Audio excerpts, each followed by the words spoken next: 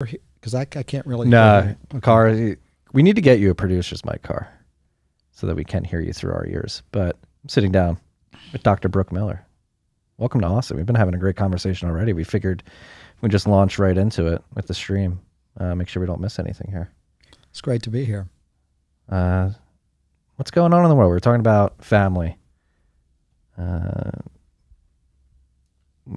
world seems to be a bit chaotic, pretty detached from truth and integrity. And we're talking about my two sons, your children, your grandchildren, and the need and the pressure that we feel to try to make the world a better place for them specifically.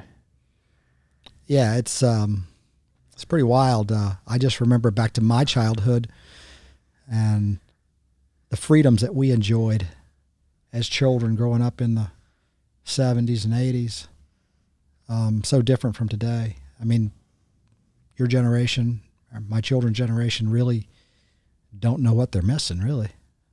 What are we missing? What was it like growing up in the 70s and 80s? Oh gosh, it was awesome. There was obviously no social media, no cell phones, no computers. We made our own entertainment. We figured out a meet up and meet up with our friends and play ball or go fishing or just go have a field party. Yeah. Well, I actually feel like I'm 31 now. That's hard to say. I've been saying I'm 30 for the last year. Just turned 31. So I'm 31.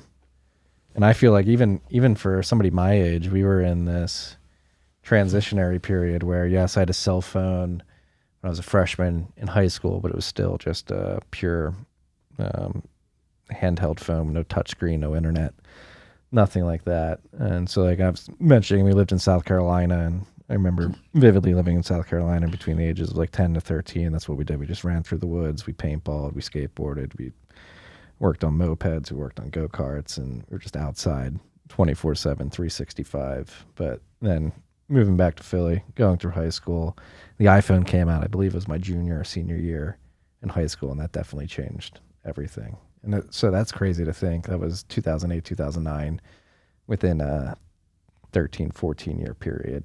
The way that children interact and meet up specifically has changed so drastically. Yeah, and we often used to reflect about that when I was a kid, and these old timers now become one of these old timers. You don't look like one, I can tell you that. Oh, yeah.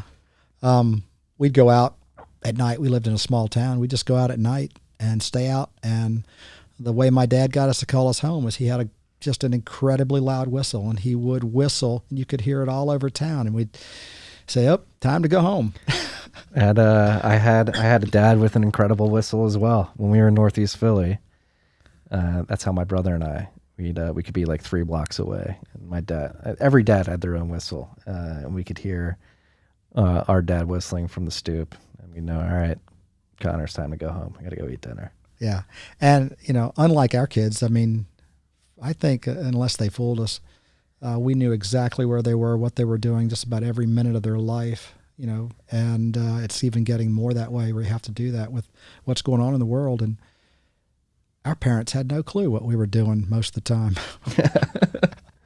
So what do you think's changed so much? Do you think it's like the idea of the helicopter parent or kids losing interest? Like why have we gotten so younger generations specifically, like today coming up, like why is their upbringing changed? Society's changed. Yeah. There are a lot more perils out there. I mean, with the connectivity and mass media and social media and cell phones and computers and internet, there's just so much more to navigate now than it was. I lived in rural America, rural Virginia. We were the last to hear about anything. Fashion would start in Paris and then go to New York, and that's the way things happened, and we were the last to hear about anything. And that was good and bad. I look back on it now, and it was extremely good. We didn't have to worry about predators, violence. Well, it's a lot like that right now where we live. Very small town community, but it's still changed a lot since I was a kid. Yeah. Well, so let's talk about where you live. You're 8th generation Virginian, running an Angus farm, Ginger Hill Angus. Yep. You're the president of the Cattlemen's Association here in the United States. The United States Cattlemen's Association. United States Cattlemen's Association, yes. Excuse me. And you're a doctor as well. Yes. So, and hopefully I'm a good father and good role model and lover of freedom. Yeah.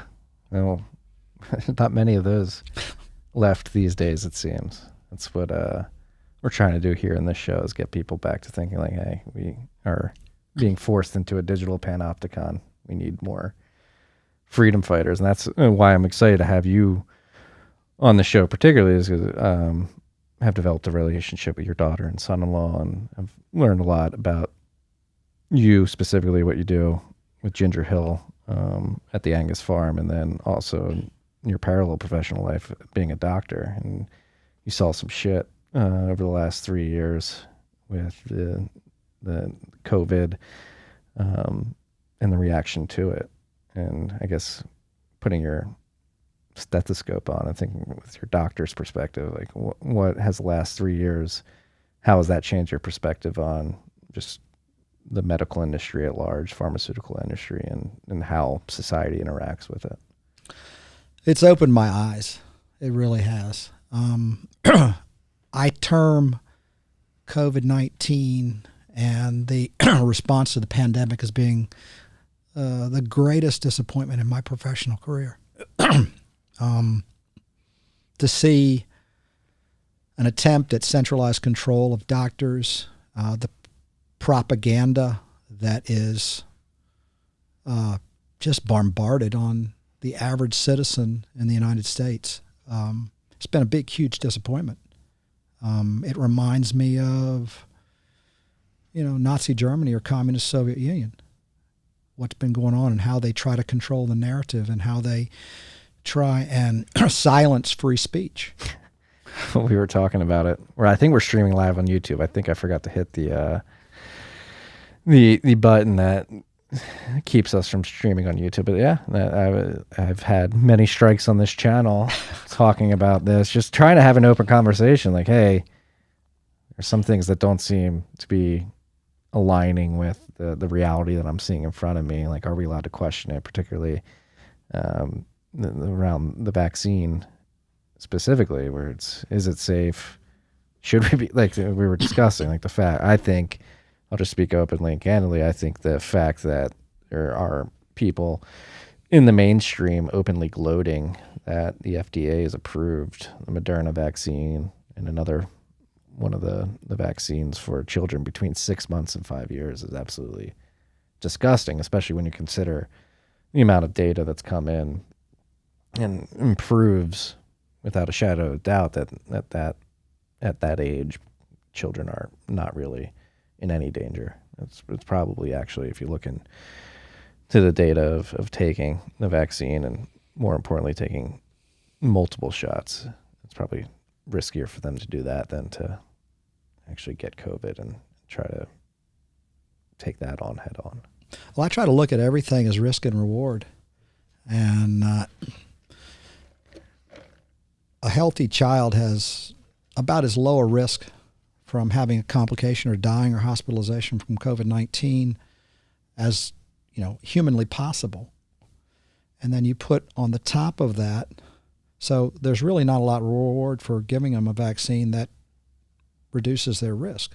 But you look on top of that, the vaccine that has the emergency use authorization that's being used now is outdated. I mean, the virus has mutated numerous times, and it's becoming less and less and less effective at mitigating disease.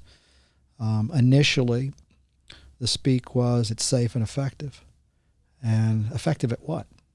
They've become masters at manipulating their studies and making studies look positive when it financially benefits them, and making studies look negative when it doesn't financially benefit them. So really, there's no reward for children that I can see, healthy children, to take this vaccine, and it's loaded with what we're finding out more and more and more adverse events and side effects. I mean, the things that I'm seeing as a physician, we just never seen before. I mean, it's like weird, unusual neurologic problems coming out in vaccine recipients, and you can't explain them other than they got the vaccine. Hey, correlation is not causation. That's what they'll throw at you. You can't say that that's what the cause was.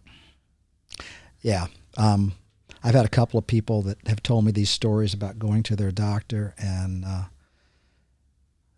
having some malady that occurred in a reasonable time frame following the vaccine, and a lot of the comments were, well, we don't know what caused it, but it's not the vaccine. It's definitely not that. No. We're just going to roll it out automatically.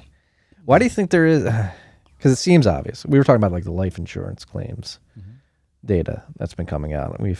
We had Ed Dowd on the podcast a few months ago, who is an ex-Wall Street analyst who's doing a deep dive into all that data. And it seems that there is some signal coming out of the life insurance industry that says, hey, post Q1 2021, something entered the population that is killing more people than have otherwise died in years prior. There are way too many people taking up the life insurance claims than in years past. Something had to happen, and we had a year's worth of COVID data before that, and it was still significantly higher than that. And again, like you said, it's becoming glaringly obvious when you have young athletes, just young individuals in general, dropping dead of what they're trying to say is SADS now. It's sudden adult death syndrome. I think it's it sounds like sudden adult death syndrome, but I think it's sudden arrhythmic death syndrome. Arrhythmic. Yeah, from a cardiac arrhythmia. Probably brought on by an element of myocarditis. Myocarditis causes inflammation in the heart wall, and it disrupts our electrical circuits in the heart and puts people at increased risk of having a cardiac arrhythmia and sudden death. Have you seen any of these adverse effects with your patients? Or? I haven't had any patients that have had sudden arrhythmic death syndrome. Had a lot of people with strange, unusual neurologic complications. Parkinson's disease, stroke, and heart attack.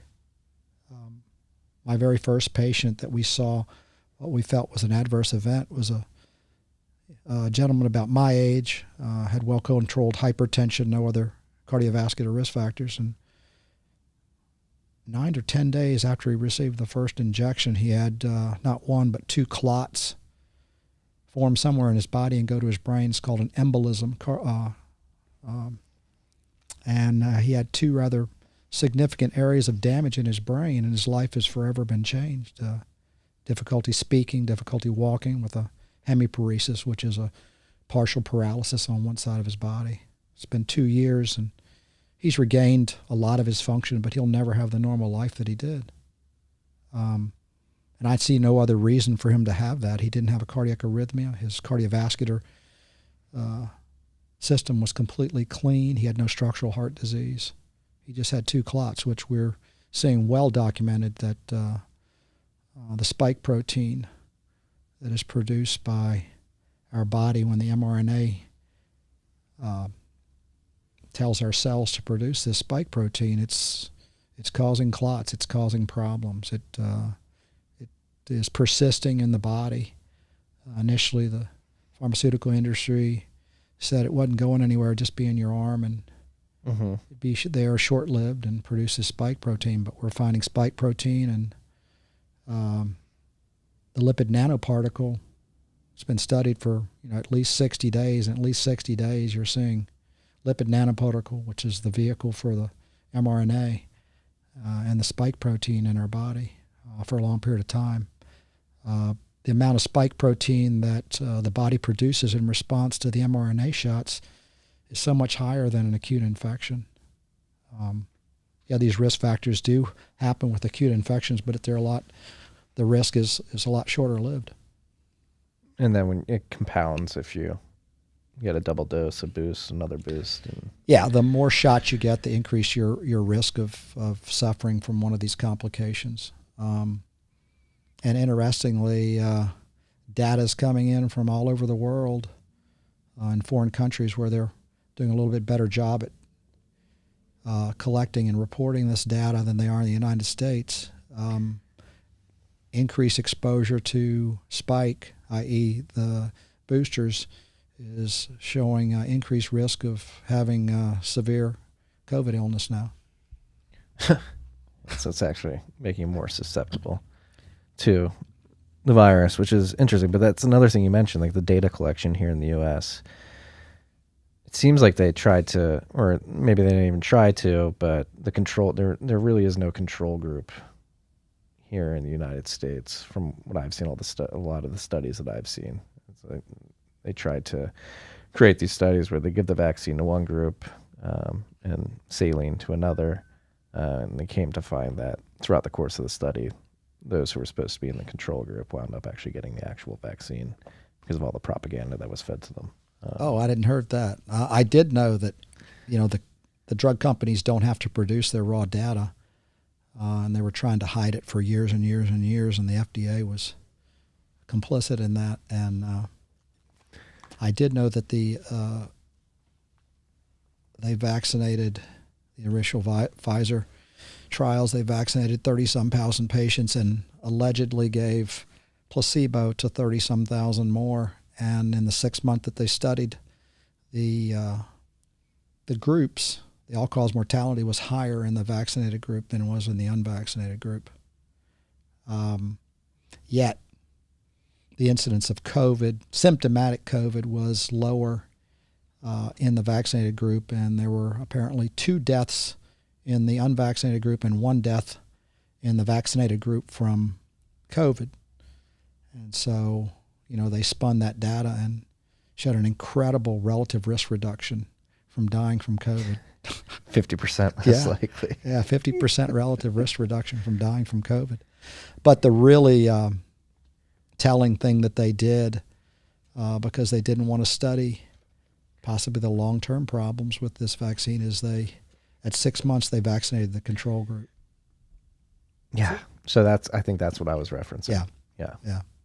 At 6 months, they vaccinated the control group, which is unethical as far as I'm concerned. Yeah, well, the ethics around all of this is very interesting because that's the one thing that's always perplexed me. And I was always open to the vaccine potentially being viable and actually work, but the way it was rushed with Operation Warp Speed, just knowing the amount of years of data that's usually collected before a vaccine's introduced to the larger population, that's why I was originally apprehensive. I didn't think there was any nefarious intention or greed going on behind the scenes. I was just like, there's literally not enough time to gather enough data to make an educated decision about this. Common sense. Yeah. It's amazing. There's a saying that I've tried to live by is do not co-opt your common sense to the experts. And it seems like much of the country, if not the world, has done that in the last 2 years. Yeah. I forget who it was that told me. It might have been Robert Malone. It says majority of people want to be told what to do. I hope that's not the case. Right? Well, that's the other thing. A lot of people, we locked down the economy, right? And people thought, all right, the only way to get back is via this vaccine because they were programmed. We're only going to be able to go back and operate throughout the economy if we get this vaccine. And a lot of people took it as just like a please get me the hell out of these lockdowns. I'll do whatever. Absolutely. We're friendly friends with a lot of our kids' friends and try to get to know them. And there's one in particular that I was encouraging not to get the vaccine, young, healthy guy. And he just said, I just want life to be back to normal. If taking this shot helps it be back to normal, I'm going to take the shot. And I bombard him with what I think is good scientific evidence. And finally he contacted me. He says, please stop. I realize I made a mistake. You're rubbing salt in a wound.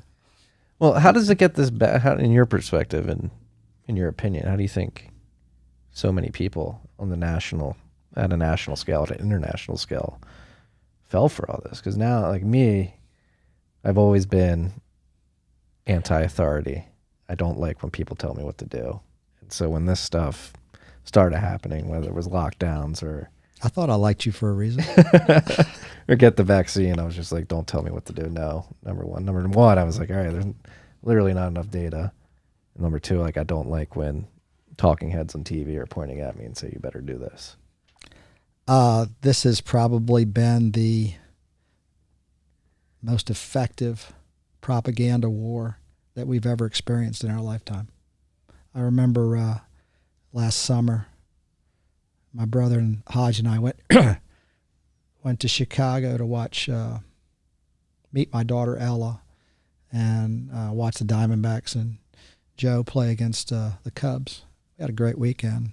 Fly back home late at night, turn on the radio, driving home from Reagan National, about an hour and a half drive. And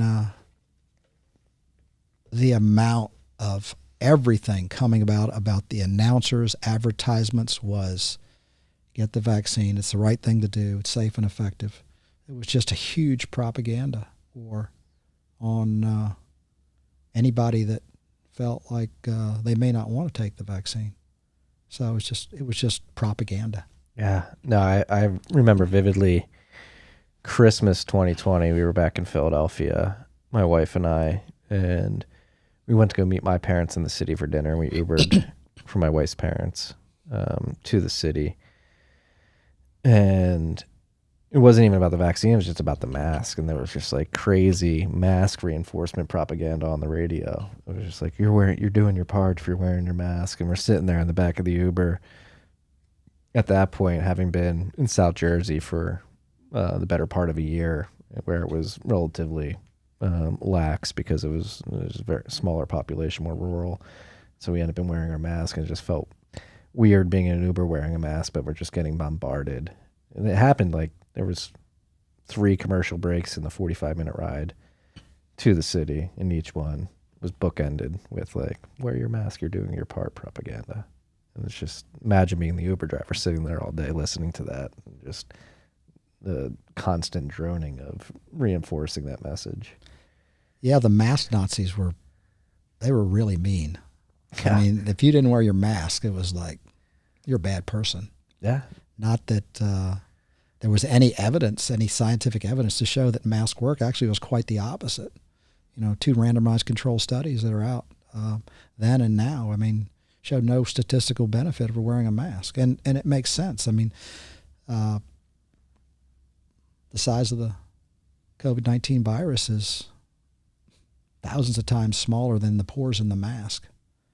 And it used to be a pet peeve of mine. I mean, I thought the mask possibly increased your risk of not having a good outcome for several reasons.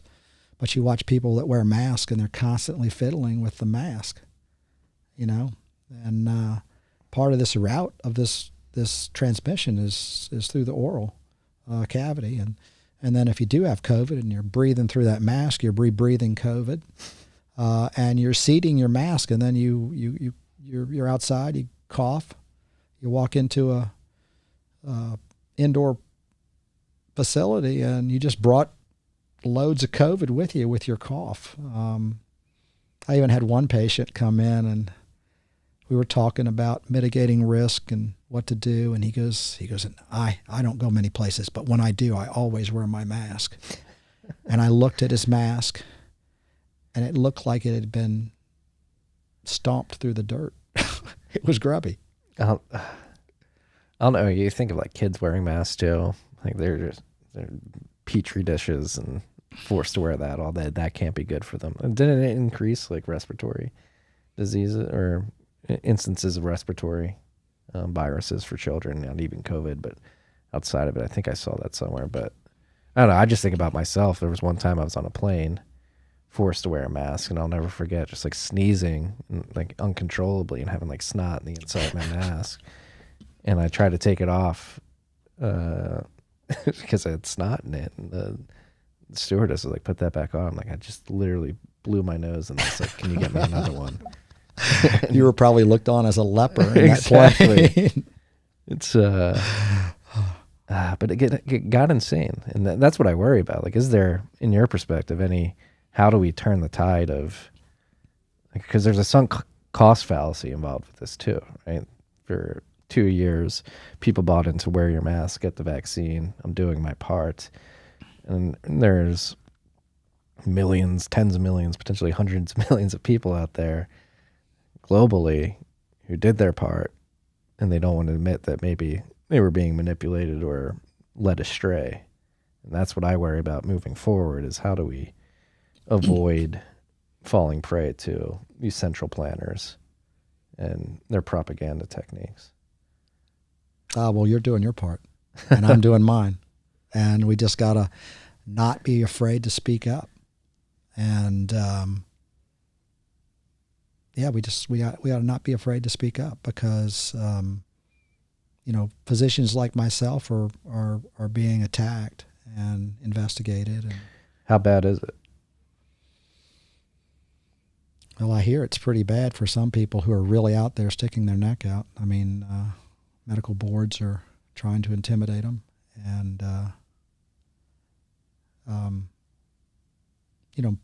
a large part of, because of the complexity in running a medical practice now, and all the things that you have to do to collect your money from insurance companies,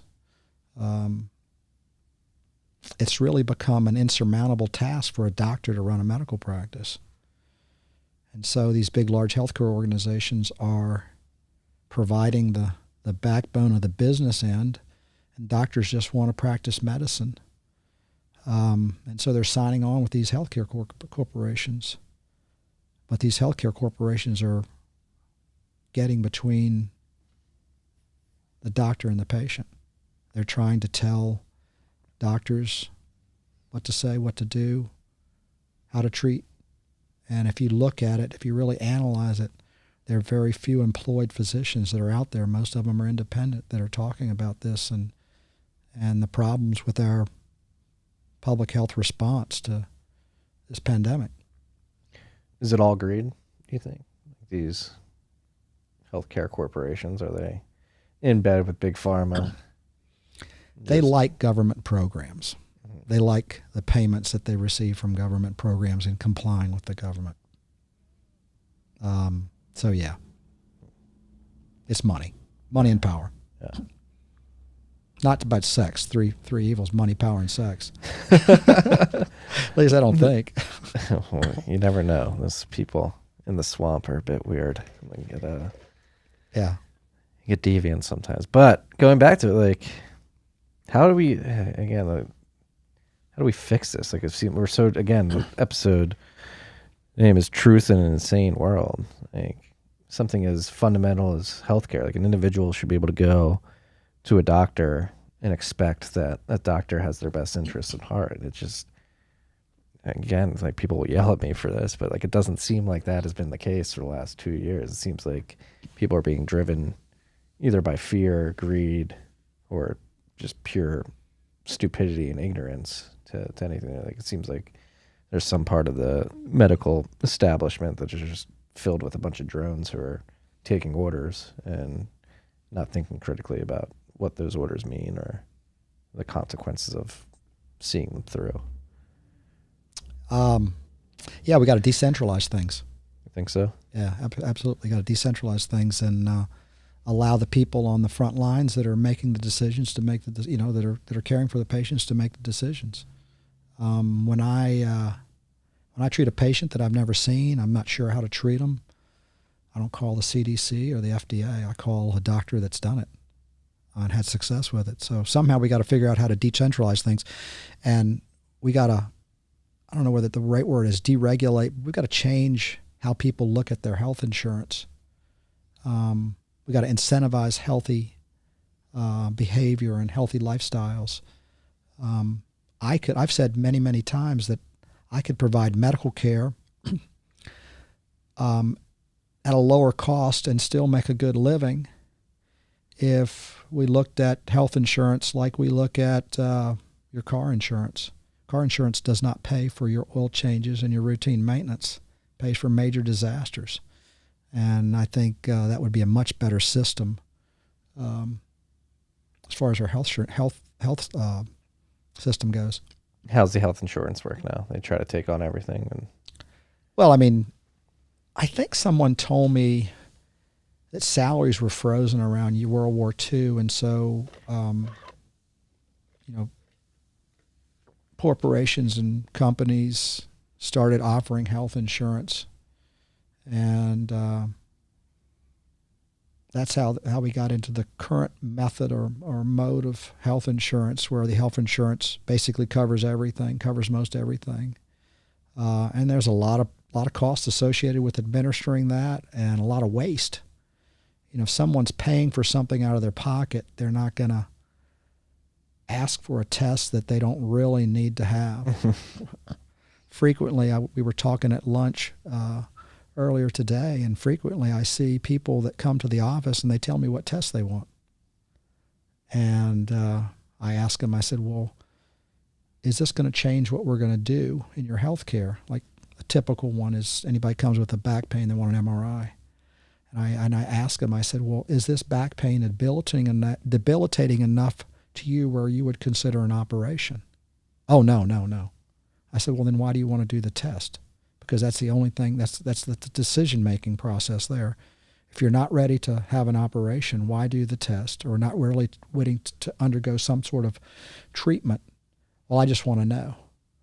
But if you tell that person that it's going to cost them, they're less likely to want that, and less likely to want that procedure or that diagnostic study. Mm-hmm. So there's a lot of waste there because a lot of health insurance will cover those, and a lot of doctors want to please their patients and do what they ask them. Well, does that waste and that structure also lead to complacency on the doctor's end in some cases, where they're like, all right, we're just going to run every test for every patient? And yeah, it's not uncommon to hear people tell me when they go to a doctor or emergency room, the doctor never even examined them. It's always a nurse or something like that. No, I mean, the doctor doesn't put their hands on them. Mm-hmm. I mean, as a physician with 30-some years of experience, I can pretty much narrow down what I think's wrong with the patients just by after talking to them. But diagnostic skills have really gone by the wayside and been replaced by expensive tests.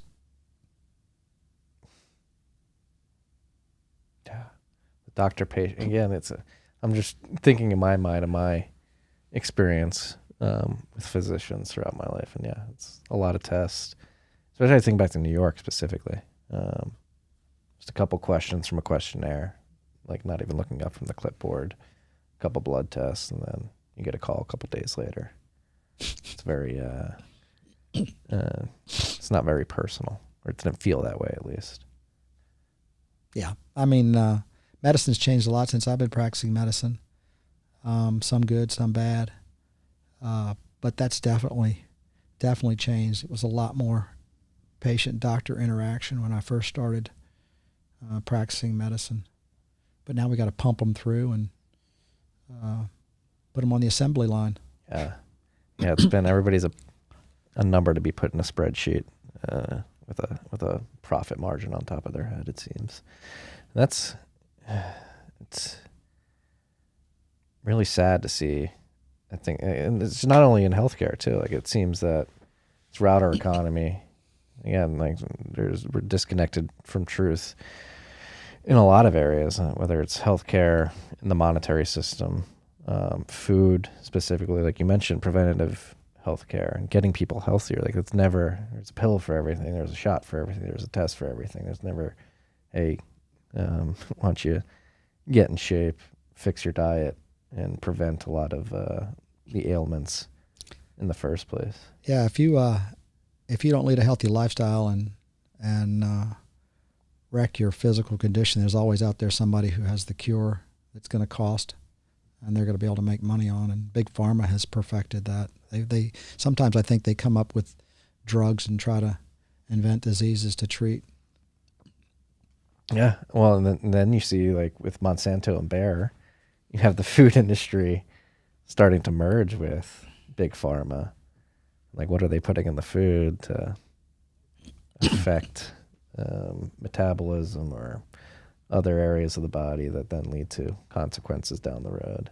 Yeah, food's a big pet peeve of mine, and it's interesting that you're talking about that right now. I mean, definitely big food corporations can make huge profits on cheap crap food, and that gets back to the dietary guidelines, which is something that's sponsored by the government, and Big Pharma's there to give you the cure. Big Food's there to cause the problem. Big Pharma's there to give you the cure. Yeah. And I mean, I can't stop thinking the picture of the crowded beach in 1970 has been going around on Twitter the last week. I mean, I've seen it a few times throughout the years, but for some reason it popped up again. And it's crazy to see, like you're talking about growing up in the 70s earlier, that picture of people. If you ever go to the Jersey Shore and try to snap a picture like that today, it would be, it would not, people would not look as healthy as they did in the 70s. Before we started seeing all these pictures going across the internet, and they're awakenings hopefully for some people. But I used to talk to my patients when we talk about healthy food and the dietary guidelines, and how my thoughts and my experience is so much different than what the government-sponsored dietary guidelines promote. But I said, just think back. I said, you're about my age. Go back and look at your high school yearbook. The fat kids that you thought were fat back then would not be fat today.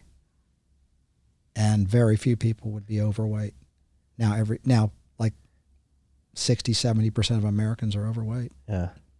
Now that was another funny picture that's going around the internet today. It was a picture of a scene from Full Metal Jacket where, I forget the names of the characters, but the fat one in the battalion is getting reamed out and like run through calisthenics routine. And the fat one in the battalion would be considered like somewhat skinny today. Yeah, it's pretty sad. And I mean, we can transition this into you running Ginger Hill Angus. Like, so you're around what many would consider the purest form of food that we have, the best bang for your buck in terms of beef protein. I think. Look at you. You're in your 60s, is that correct? Yeah, 61, almost 62. Yeah. Okay. More jacked. My body's in great shape. My mind, I don't know. But you're jacked. You're a jacked 61-year-old. You're running a cattle ranch. What, having been on the ground ranching your whole life essentially, how has America specifically got completely disconnected from what is a pure source of food? Most people think their food comes from the grocery store. And, the COVID-19 pandemic and the disruptions in the supply chain were rude awakenings for a lot of people. And now we're having a lot more people pay attention to what they're eating, where it's coming from. And hopefully more people will pay attention to it. Yeah. Well, I mean, I'm certainly paying attention. I've got a freezer full of beef at my house. Thinking about buying another freezer, loading it up with more beef. I think I'm going to be buying a half cattle from you for beef that I will be eating on the East Coast later this summer. And it's scary, though, seeing what's going on. You're seeing a bunch of videos of farmers coming out, hey, my input costs are up, cost of fertilizer, cost of a bale of hay, slaughtering costs all going up. What is the state of the North American rancher at this point in their businesses? What's it been like for you personally? I guess we could start. Well, I'm the president of the United States Cattlemen's Association, but I'm also a physician. So my livelihood doesn't depend on cattle ranching, although I love it and I don't want to lose money doing it. But so many of our friends their sole income comes from cattle ranching. And they're some of the hardest working, most ingenious, smartest people I know. But they're really taking it on, cattle ranchers are really taking it on the chin. And it's as a result of concentration in the meat packing industry and multinational corporations that basically have a monopoly. These corporations that are controlling the fat cattle market are reaping obscene profits. And I'm not against anybody making a profit. I think that's part of capitalism. But when you artificially control a market and there's no laws of supply and demand, the market's broken, and we have a broken cattle market. And I see it as a national security issue. I think 40% of cattle farmers have gone out of business since the 80s. 40%. This trend continues.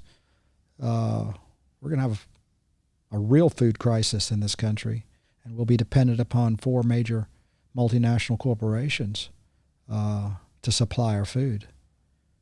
And I don't know if you know this or not, but when COVID-19 hit, the model in the packing industry and the food industry is bigger is better and more efficient. And they have these huge packing plants, and these workers were, right side by side, and they had they had some COVID outbreaks, and so these packing plants were closed, and then we saw shortages at the meat counter because the packing plants weren't putting food out. They weren't processing animals, and the food corporations just capitalized on that and made more money. Mm-hmm. They increased the prices of their product to the retailer, and they decreased the prices to the producer. And so the producers got screwed and the consumers got screwed. But the packing industry made billions. I think the percent of the retail dollar that cattle producers have dropped, amount of money that they get from the consumers has dropped from about 50% of the dollar in 2005 or 2015 to 37% in 2021. While our input costs have continued to go up. So it's not a good picture for the food security of this country unless our country makes some serious changes. What are those changes? Just decentralize, break up. Would you consider it like an oligopoly? Yeah. It is. Personally, I think you can't survive with this much concentration and this much of a monopoly in the packing industry. 4 companies controlling so much of our food.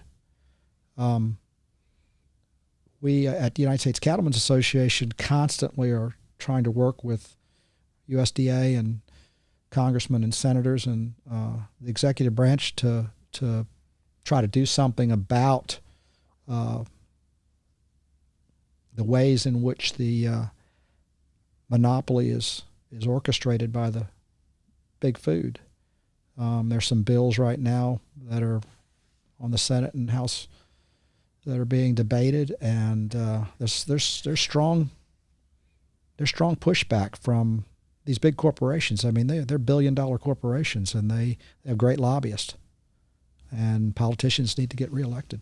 What is your role as the president of the U.S. Cattlemen's Association entail? Are you just a representative of your everyday cattle? We have our organization is a true grassroots organization that represent farmers and ranchers all over the United States, whether you be purebred producer like I am, a commercial producer who basically raises the calves that go into the feedlots eventually or into the food chain system. We're a seed stock operation, or whether you're a small feeder or a backgrounder. Backgrounders are people that take calves off the cow and sort of grow them slowly and economically and try to make a profit that way by putting cheap gains on these animals.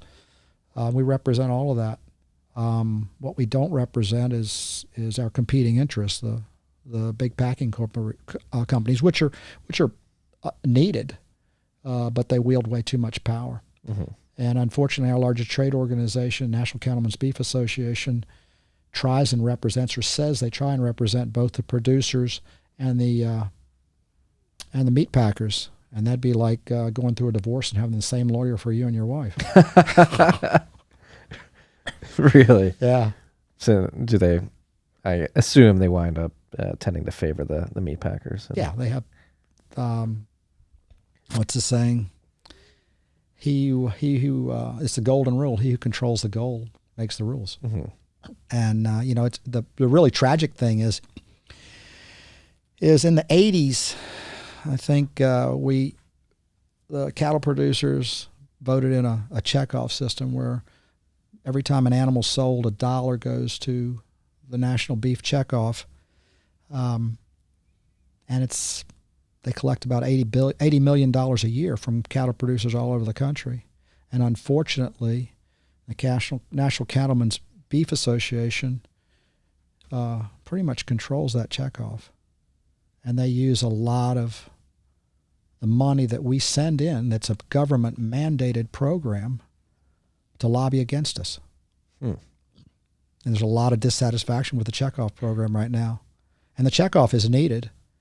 We need it to fight, bad information about the health and safety of beef, and bad information that's going on about cows ruining the environment, and cows beef ruining your health. So it's a much needed program, but unfortunately we don't have any ability to amend the checkoff. Most people that are paying into the checkoff nowadays never had a say on whether there was even a checkoff. It's been so long ago that it was instituted. Yeah, it's sort of like being thrust into the fiat monetary system. You're just born into it, and you're like forced to use it. You're like, wait a second, I don't want to use this. Yeah. And that's interesting that they would use that money to lobby against actual producers. Like, why aren't incentives aligned? Again, you said the golden rule, he who has the gold, so it sounds like the meat packers have the gold, and they're controlling. Like, how do you better align incentives? I guess you have to separate the money from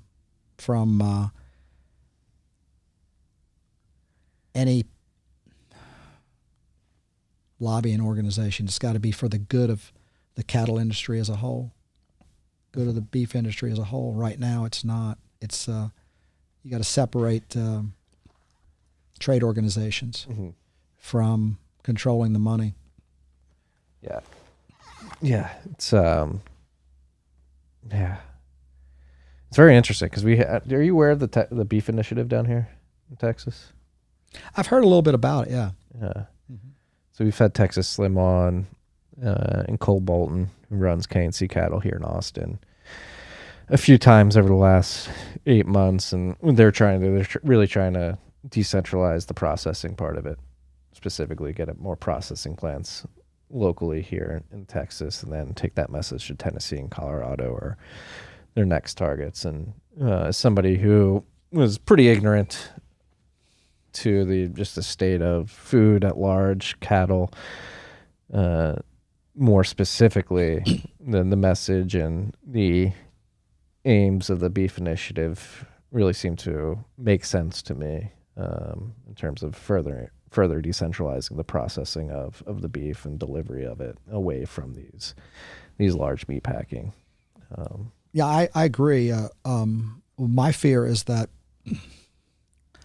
we'll get a bunch of regionalized and regionally and independently controlled packing plants, and the big four will flex their muscle and crowd them out of the market, and they won't have anybody to sell to. Won't have any big grocery stores to sell to, and then they'll go under. The meat packers will buy them for cents on the dollar. So is there a way to protect? Yeah. Like, how do we? I haven't figured that one out yet. All right. Is it on the consumer to go direct to? Oh, it's got to be on the consumer, both in trying to buy as much direct and locally as you can, and if they want the healthiest beef on the planet and beef that is grown in a humane and regenerative way. Those type of people are, when you buy directly from the farmer lives there. He lives with those animals. He lives on the land. He's not going to abuse his animals. He's not going to abuse the land. And that's a good way to do it. But they also have to start talking to Congress, because they got to start letting Congress know that this is a very important issue to them. Congress is not going to listen to us as producers. They're going to listen to voters. We're a very small voting minority. So we gotta, I mean, I think more voters are starting to wake up. People are saying that the beef is going to go the way of caviar. It's going to be a luxury item, which is crazy to think about. Like when you talked about the picture of people on the beach in the 70s, but if you've ever seen like the picture of the pricing at a butcher shop, it was easy to go to your local butcher, get a cheap steak. It was part of the diet before the FDA came in with the food period. It was a staple. Yeah. And now it's going to be a luxury item, which is insane to think. I hope not, but you might be right. I mean, do you know about the story of how we got this way as far as our diet? What's his name? Not Keys, or is it Keys? Yeah. Ansel Keys. Well, just like anything, America needs to be focused on a crisis, and President Eisenhower had a heart attack. So there was a lot of congressional interest in how do we prevent heart attacks. And Ansel Keys was I guess he was a scientist. I don't think he was a physician. And he had a theory that animal products and fat caused heart disease. And he set out to prove his point. And he initially set out to do epidemiologic studies, causation and correlation. Do epidemiologic studies and improve his theory. Problem was, a lot of studies, a lot of countries disproved his theory. Well, he cherry-picked his data, and I think he only included 7, 8, 9 countries out of 20-some that he initially set out studying, and he presented this to Congress. And this was, again, a political football, and Congress, there was a lot of opposition to it, but it was first politicization of our food. And like in so many other things, the government got it wrong. It's crazy to think of how bad they got it wrong now. Like because I grew up on the food pyramid. You look at it, it's like eat a bunch of sugar. It literally has sugar on it, which you should. Well, when they took fat out, you should stay away from. I think 1978 they came out with the first set of dietary goals, and the next year was dietary guidelines were born. But when you take fat out of food, it doesn't taste very good. And so we had the perfect storm. About the same time, the sugar lobby paid 3 Harvard researchers to prove that sugar didn't cause diabetes. So we had take fat out of food, tastes like crap, let's put sugar in it. And sugar is highly addictive. Oh yeah. Highly addictive. I think about going back to like being a 90s kid. I think it was a 2-liter soda at the table, eating Fun Dip. You're literally licking a stick and dipping it in a bag of sugar. It's like drinking Gatorades at baseball games, thinking that was like hydrating you. Yeah. Did we go insane as a society? Like, it sounds like it, doesn't it? Right? Like, how anomalous is this period of the last 5 decades since the 70s? Gosh, I don't know, because I'm paying attention now, and I wasn't paying attention in the 70s. Right. I think, like, just going back to those pictures alone, then you even have those old-time videos. You can go all the way back to, like, 1920 of those kids in Times Square, like, looking at a video camera. I don't know if you've ever seen this video, but it's fascinating just seeing people of that era look at a video camera for the first time. But again, everybody's wearing a suit. Everybody's felt. You have to imagine there weren't many drastic changes to diet before that period. 1,000 years leading up to it were probably pretty stable in terms of the foods that were available, because we didn't have the technology to manipulate it that much. And then 1970s, the industrialization of food, and the continuation of that until today. I think we're talking about like 50 years, which really isn't that much time in the grand scheme of things. Really throwing a wrench in a well-functioning society. And like, then what does that do as a doctor, as a physician? Food affects the brain, right? And what does that do for the mental health of a society? And what are the externalities that come with that? Yeah, I never really, I do know food affects the brain, and that's a great point that you bring up. Are we having all these crazy things happen because of food? I know that one way to cure anxiety and depression is a carnivore diet. I mean, that does a great job at helping a lot of people with mental health issues, in addition to physical health issues. Back when I ate a regular standard American diet, I don't think I was as happy as I am now. I definitely didn't feel as good, didn't sleep as good. I had a lot more physical ailments. But I think happiness was affected too. So, the brain is really a complicated organ. Yeah, and then, I mean, you pull it back. It's like the farm industry. It's like, oh, you're depressed, you're not feeling well. Let's not worry about preventative care like changing your diet. Here's a Xanax. Take one a day. Yeah. Then you have people literally bragging about there was like a TikTok theme that I caught wind of a couple months ago, where it was like a big thing for a group of people in a room. So like you'd pan the camera over to one individual and they'd be like, here's how much Xanax I take a day. And the next, like, here's how much I've been prescribed, and like bragging about their SSRI distribution. It's like, what is going on with the world? I don't know. I've not seen that before. Yeah. I know pain medicine the government is trying to get that under control. But Big Pharma was able to manipulate a lot of data with pain medication, and the problems that we have with opioid abuse is at crisis levels right now. Yeah. Yeah. When my wife and I just watched, was it Dope Sick? The show about the book, about the way the Purdue Pharma and Oxycontin ravaged Appalachia specifically, and then he really dove deep into the incentives, not only of the doctors but the salesmen. I even had a lawyer contact me from Purdue Pharma, and I don't know how I came in contact with initially, and he was representing Purdue Pharma, and he did his best to try and convince me that Oxycontin was safe. You stayed away from Oxycontin as a physician? I'm not saying I didn't prescribe it. I haven't prescribed it. We have to prescribe pain medication for people. I tell people that have chronic pain, however, pain medicine is good for acute pain. Mm-hmm. But I tell people who have chronic pain, I said, they want more pain medication. I said, well, it's habit forming and addictive, and pretty soon, you build up a tolerance, and you not only have one problem, you have two problems. You have chronic pain and you have addiction. And you explain people in that manner to people, and not many of them can really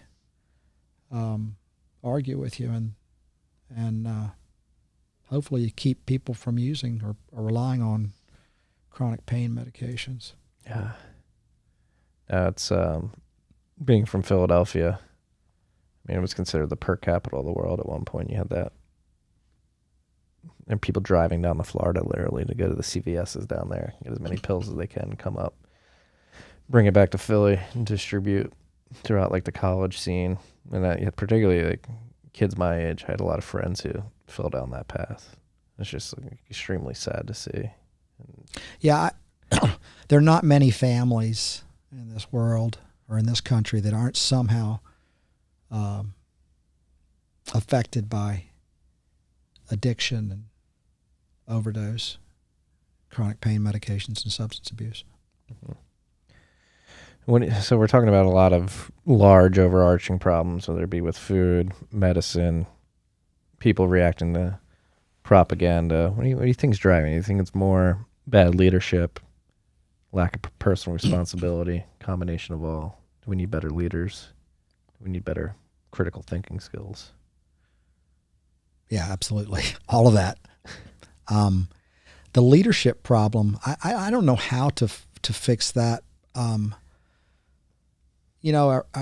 You referenced Thomas Jefferson, and our founding fathers laid out a really good plan that government should not be a way of life. It should be a little bit of a hardship, and real people, real citizens should run the government.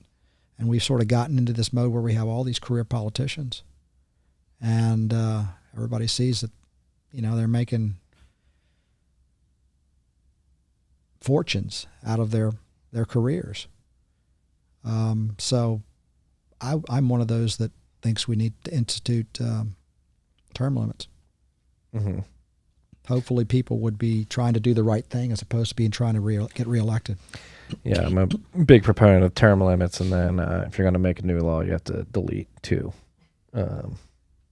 It's crazy. Again, we're talking about Your Deal, Liberty.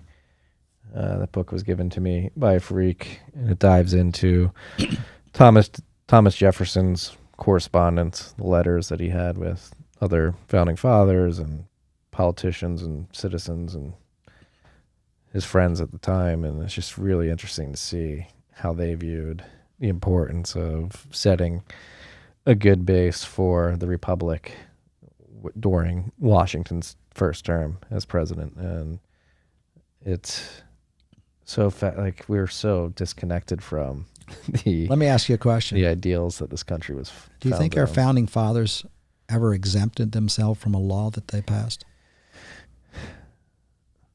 I know Hamilton did. Did he really? Yeah, he was a bad treasury, but most of them no. I think they were. I mean, yeah. And it shines through in this book where the amount of thought and the weight that these individuals felt on their shoulders while architecting the base for this republic weighed heavy on them. Where here, it doesn't seem like it weighs too heavily on many politicians that exist today. They seem to have a habit of exempting themselves from the laws they pass. Oh yeah, you can insider trade. Mandates. All the congressmen and their staffs were exempt from the clot shot. Oh, they were? Yeah. Mm-hmm. Is that that's not well known, is it? I don't know. Yeah. That and, the Affordable Care Act. They exempted themselves from that too. They don't have to contribute to it, or they don't have to They don't have to use it. They don't have to use it. And I call it the Unaffordable Care Act. Why do you call it that? Because most people's insurance doubled. Yeah. And covered less.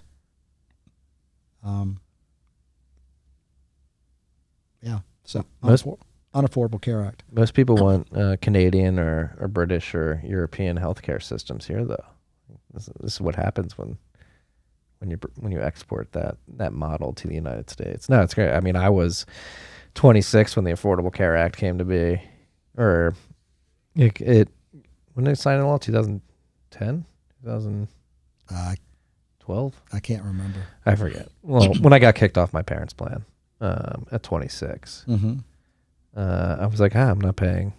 I don't want to pay for this. It's too expensive. Little did I know, I got fined like $1,200. I think they have since rescinded the fine if you don't pay for it, but it was literally fined for making a personal decision. Like, I'm young, I'll risk it. I really want health care. But you needed OB coverage. Yeah. It's again, it's what I've been describing on this show and in the newsletter for some time now is that what I try to highlight and hope to really break through to people is that, and I think everything we've been discussing today highlights the fact that many systems are complex. The food system's complex. Medical, human body is complex. Money is complex. It should not be centrally planned. Like, and trying to beat into people's head, like, use the heuristic. Like, if you have a complex system, that is being centrally controlled, it is inevitably going to result in negative externalities, because you can inherently not control a complex system centrally. It will lead to bad results. Yeah, the Soviet Union was a perfect example of that, wasn't it? Yeah, I mean, and look what's going on now. We're talking about, I mean, the Biden administration's reaction to the whole energy crisis has been, we haven't even touched on energy yet, which is the basis of all of our productive capacity here. And it's hard not to look at everything that's going on, from energy to food to the COVID reaction with vaccines and stuff, and I'd be like, are you people trying to destroy the economy?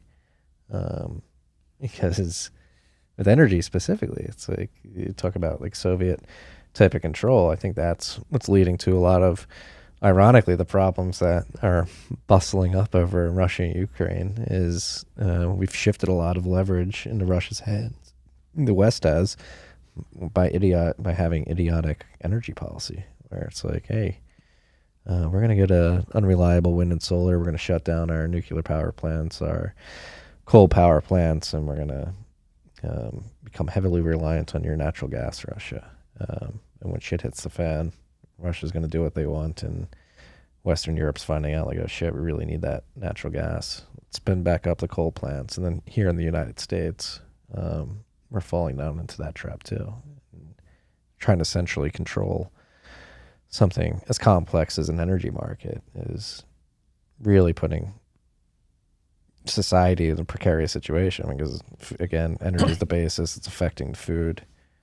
It's affecting, like, I'm like talking about going back to Jersey this summer, and it's becoming very apparent that people are running out of diesel on the East Coast. I'm like, if I go home to Jersey, are they going to be able to get food to where I live, to the grocery stores near me?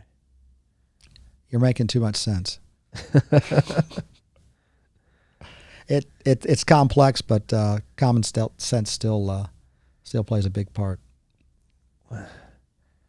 Why is common sense so lacking? You think people are just lazy? You think it has something to do with education? I think there's a lot of intellectual laziness out there. Where does it stem from? Do people like to be told what to do? Some people do, it seems. Yeah. You don't, and I don't. No. I think it's intellectual laziness. I think it's just going along, people just not paying attention. Up until now, their lives have been really good. Now we're seeing some things that may be some signs that the next generation may not have it as good as my generation had it. Tough times make tough men. Good times make weak men. Yeah. How do you break that cycle? That's what I worry about. Let's say we are transitioning from, like, hard times create strong men. Yeah. I'm not going to thrust this. Like, let's just say, like, these are the hard times that make millennials, Zoomers, whatever, strong men, that then make good times. And I think about my sons now. I'm going to say plural. I had another son the other week. How do you make sure they don't become a weak man? Be a good father. Yeah. Be involved in their life. Set a good example. Live it. Live it and make sure they see it. What do you mean by live it? Live a good moral life and try to teach them right from wrong. Yeah. Don't expect somebody else to teach your child. Definitely don't let the internet teach them. No. Well, that's like, I guess your family is a good example of this. How long has the ranch been in your family? I'm the 8th generation to live in Rappahannock County, Virginia. But the cattle ranch, I'm the 3rd generation, and my children will be the 4th, and if they decide to go on with it, and then my grandchildren would be the 5th generation if one of them decided to go on with it. Mm-hmm.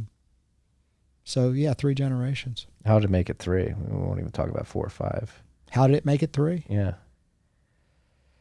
I got infected with the cattle bug. Yeah. Yeah.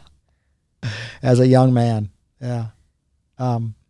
tell you a little story. My dad was my hero.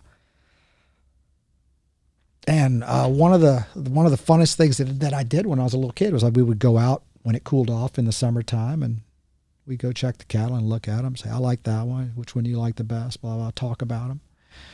And he had me out there one time. He said, son, what do you want to do when you grow up?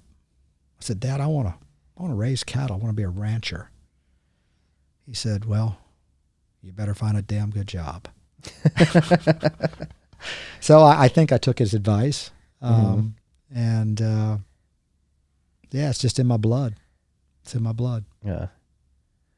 Then, I mean, knowing your daughter and son-in-law, it seems like you've raised incredible children. They're raising. We're very proud of all of our children. Mm-hmm. Yeah, very proud of them. And they're good people. They have good, strong values, and they're hard workers, and they care about other people. I can confirm this is true. This is no, and it's great to see. And like, as again, going back to being a father myself, relatively new to the game, but it is crazy once you have children how quickly your mind shifts to, holy crap, I have a crazy effect on this individual's trajectory. And it takes two people to raise a children. It's very hard to raise children by yourself. Mm-hmm. You know, I give all the credit in my world to all the credit in the world to my wife on how good we think that our children turned out. I mean, I hopefully was a good example, and I was very much involved in it, but she was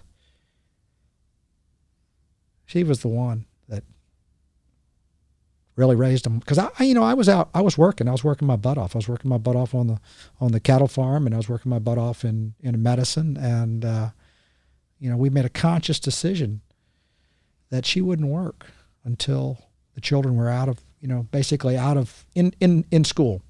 Mm-hmm. She did a great job. Thank you.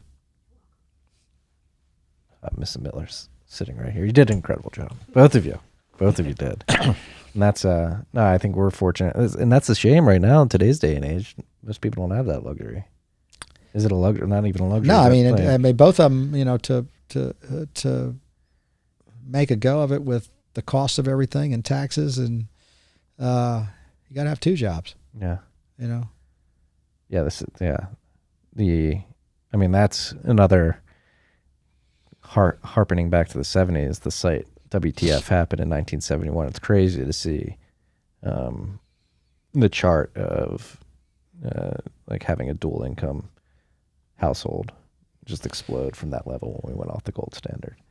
And that's why I'm so passionate about Bitcoin. Part of the reason why I'm so passionate about it, I do think that sound money is an imperative to get us back to a point in society where we can have stronger families and parents being able to focus on their children instead of having to focus on going to get a paycheck that is going to be completely decimated by taxes and then duly decimated by inflation, diminishment of your purchasing power over time. Like, we live in a society where people are just on this hamster wheel. Like, let's get the paycheck. Both parents hop in the car at 9, put your kids on the bus, hop in the car, go to work paycheck to paycheck, struggle to just stay afloat. And it's really weird that this has been normalized on a grand scale. Right? Like, people just expect, like we were saying, you're just born, you're like, oh, this is the way it works. But I don't think this is the way it should work or has to work. People like to be taken care of. Yeah. They want the government to take care of them. Yeah. But I don't know. I've seen the effects of not having like strong families, or most importantly, like a mother and a father. Oh, absolutely. I don't want to discount that at all. I mean, I think I don't know I can't quote the statistics, but your chance of going to prison if you're raised by one person versus two goes way up. Family is definitely extremely important in growth and development of our society. Yeah, and it's weird that we've gotten to a point where like millennials are, no, my friends are my family. My coworkers are my family. For a lot of people, not all of us, but wait until tough times happen. There's nobody like family. Yeah, like we were saying, like in COVID. Yeah, you guys had the experience of having your daughters come home and having everybody under the same roof and really bond during that time. I talk about silver linings. We had that happen in my family as well. Yeah, it's all about family. That's one thing I feel very fortunate. Obviously, my parents, incredible parents. They were around for myself, my brother, and my sister, and very good parents, focusing on our education and making sure we're thinking critically and not liking authority. And beyond that, too, I have aunts and uncles, and very fortunate that in my extended family as well, there's not one divorce. And we've got a lot of cousins. That's amazing. Yeah. I think we're pretty good there too. Yeah. I've been a divorce or two, and not anybody in my my immediate family. I retract that statement. You're pretty unusual. Or your family's pretty unusual. No, again, I feel very fortunate. Obviously, there's been tough times, but I feel like a big Irish Catholic family. I pushed through it all. And I don't know, it's weird because I feel like it feels so normal to me, like being like brothers and sisters with my cousins and having really close relationships with my aunts and uncles. And most people don't have that. And I think everybody should have it. It's a good feeling. That support group, that safety net. Sounds like you're going home to Pennsylvania. I told Parker when I was coming down here, it's only going to be a few years, and then on my wife's side too. Our family's very strong, very close together. It's weird. It was my wife was best friends with my cousin growing up, so our families already knew each other very well. Yeah, it was just there could be a case for arranged marriages. Like, it does make sense if the the parents align well and have good values. It's made it very easy for us as we've grown our family.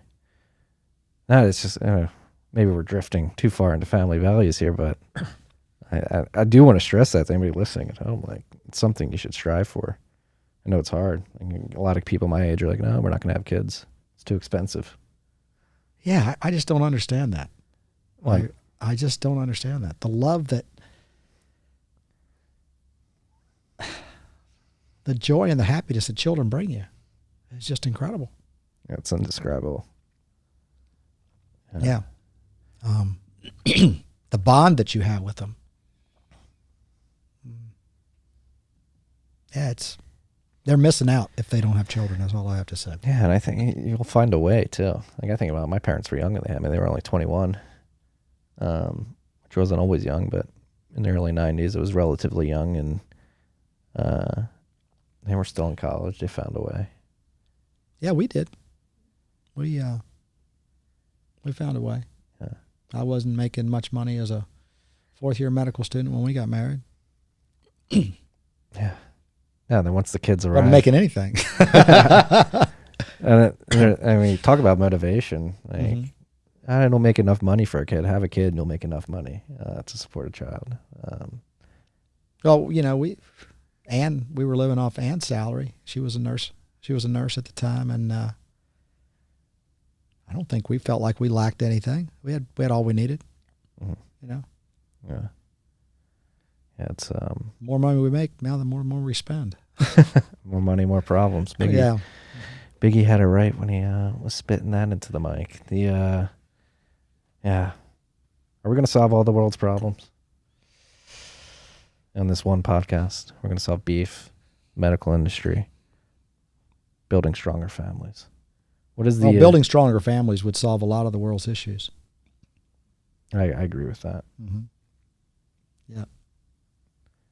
And now we're going to get like education and just seeing everything going on in the public schooling sector, particularly. It seems like there's, like, again, going back to this theme that's always been in the back of my mind. Sometimes they call me Marty Jones, an Alex Jones-like character here on TFTC, because it seems like they're trying to just demolish modern society, whether it be food, the vaccine rollouts, and then you get to schooling, and it seems like there's just like an active campaign to separate children from their parents and allow the public schooling system to tell children what is moral, what is ethical, what is correct.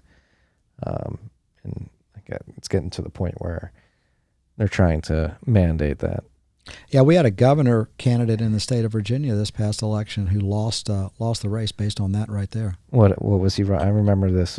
It was Terry McAuliffe was former governor of Virginia, and running in what Virginia at that time was leaning really strongly Democratic. And I think we had a couple school board incidents where parents came and spoke about, things that were being taught in the public school system and how they disagreed with it. And McAuliffe, he made a fatal error when he said parents shouldn't be telling the school systems what to teach their children. That's the school system's responsibility. And he lost. And I think he probably wouldn't have lost if he didn't say that.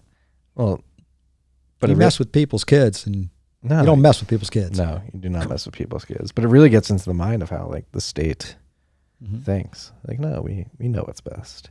Yeah. And every data point that you look at, whether it be healthcare, with universal healthcare, more expensive, less coverage, food, shittier food, making you unhealthy, leading to crazy diseases throughout society. Schooling, objectively making people dumber throughout time.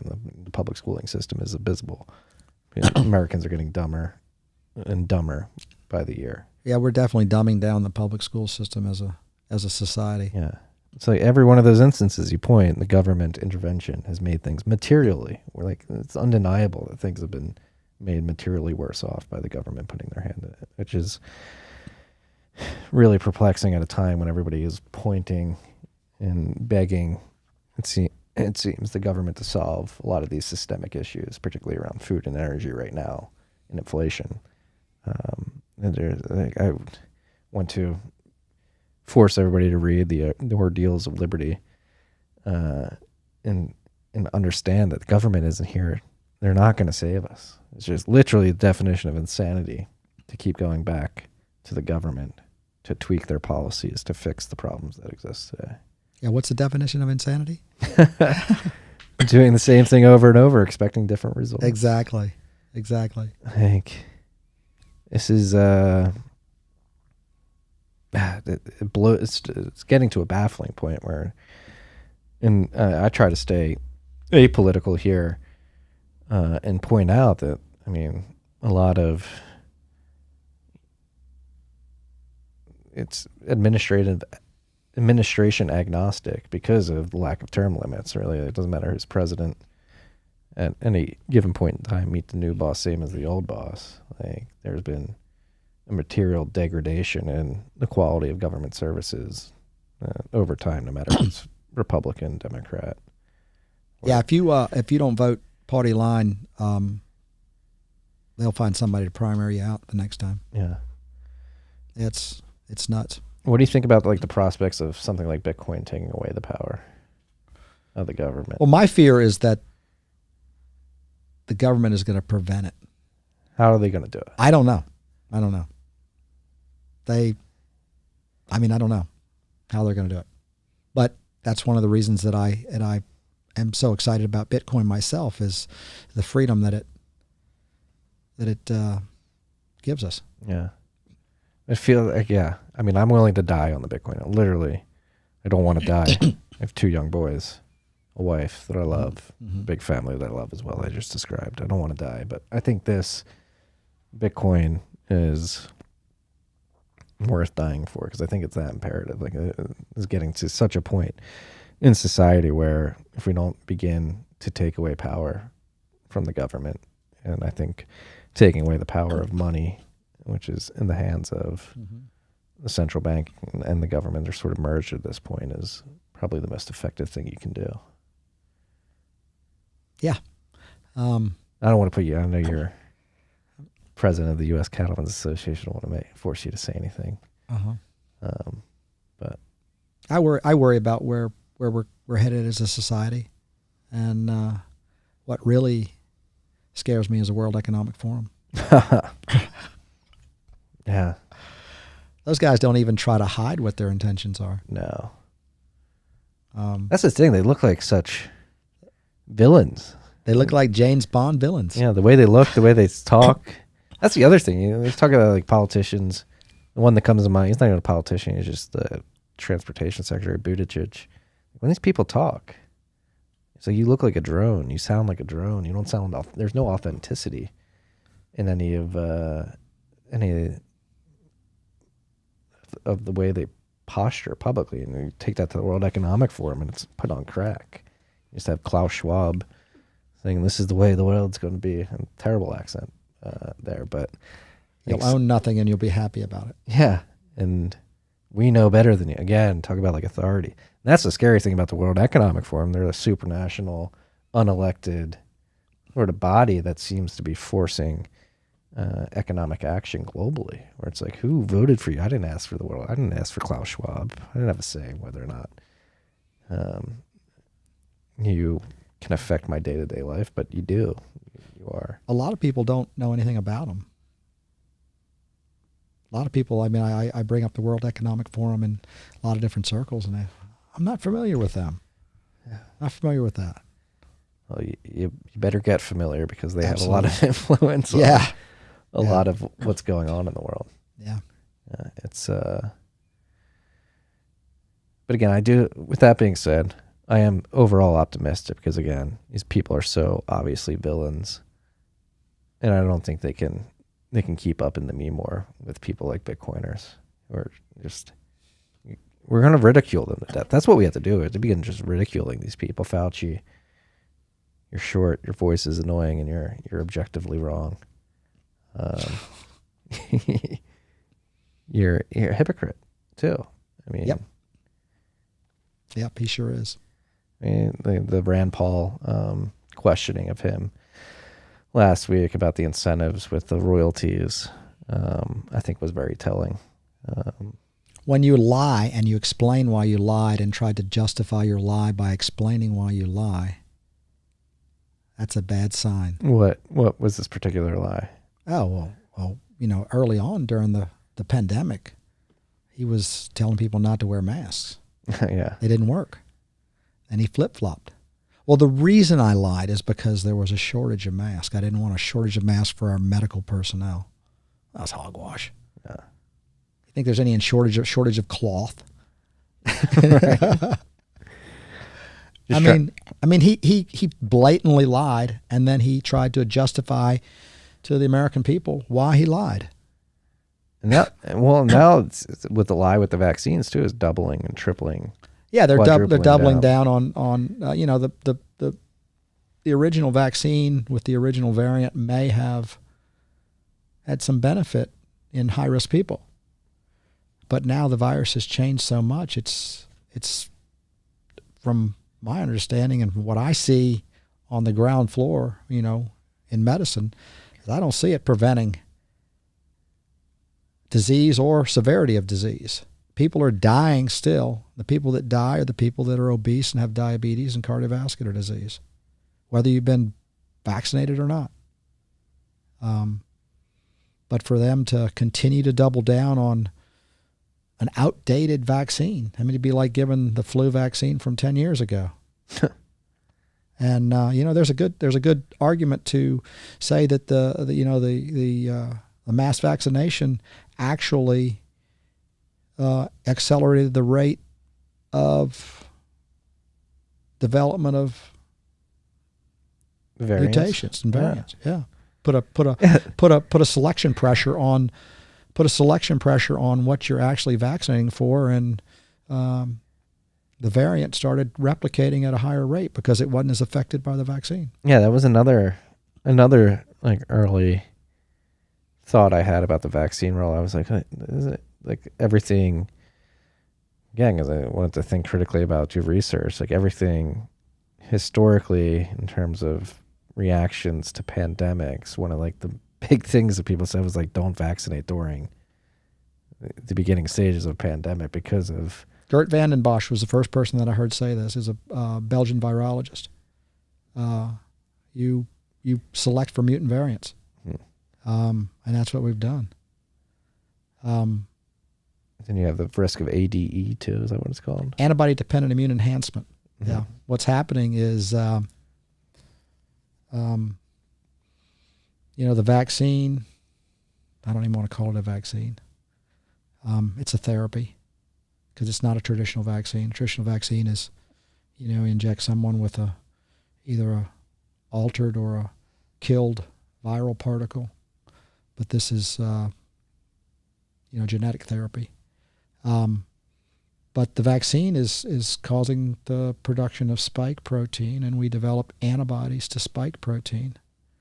And the antibodies attached to the spike protein on the virus. Well, if the virus is changing, the spike protein is changing.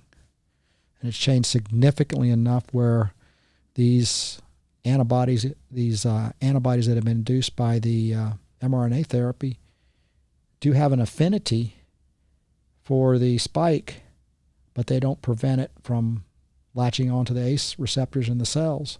But they actually prevent your natural antibodies from latching on. So this actually enhances severity of disease and harms your innate immune system. I mean, this will probably definitely get us kicked off YouTube, but is the vaccine giving people AIDS? That's like one of the questions that's been in my mind, like, especially if you get 1 booster, 2 boosters, like people really have the inability to separate AIDS from HIV, not understanding that it's like autoimmune, like it just acquired immune deficiency syndrome. In other words, is it creating an immune deficiency in people? Mm-hmm. I don't know. I think it's harming immune systems. It's not per se giving them HIV that I know of. No. I mean, anything's... You can get AIDS without HIV, correct? Not that I know of. No.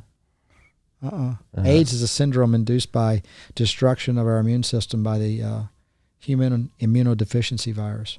Okay. I've never heard, I may be ignorant, but I've never heard of someone getting AIDS without being infected with HIV. Yeah. So, I mean, it seems like it's, like, we don't know the long-term effects of this. There literally has not been enough time. I mean, here we have a protein that's being, or a genetic material that's being injected in our body that's programming our cells to do something. What possibly could go wrong? I mean, it's only going to do this one thing. And not. No. And then you have examples of strokes, cardiovascular problems. Yeah, that's the direct result of the spike protein. But what I'm saying is what is the mRNA doing to our genetic code? Is it doing anything else? Is it turning off this gene, turning on that gene?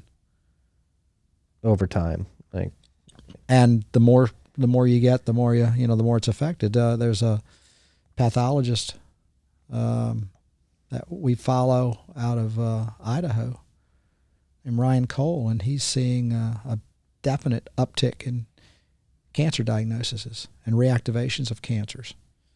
And there's a lot of support for the theory that this actually turns off some genes that are for cancer prevention and surveillance of cancer.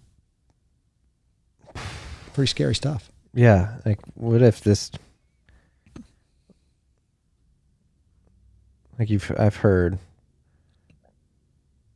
the scary possibilities with myocarditis specifically, where your chance of death within 5 years is increased by 25%, at 10 years, like 50%.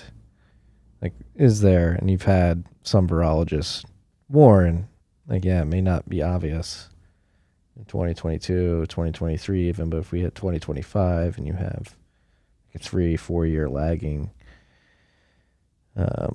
effect from this, like, we wake up in 2 years and be like, holy shit, what the hell do we do?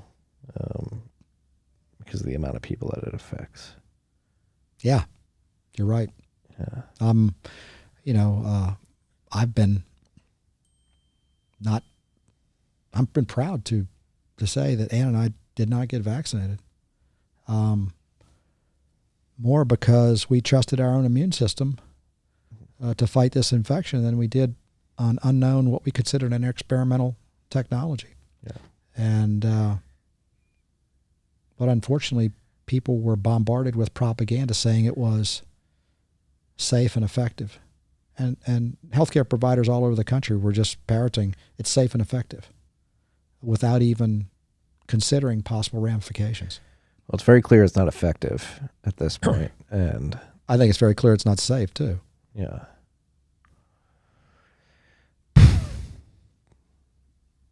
It's a scary conversation because, like, what are the ramifications of the safety, the lack of safetiness as a delayed response? And, like, do we wake up in 2025 with, like, again, we're not saying this is going to happen. We're just playing thought experiments here, YouTube. We're trying to have a conversation, critically think through this.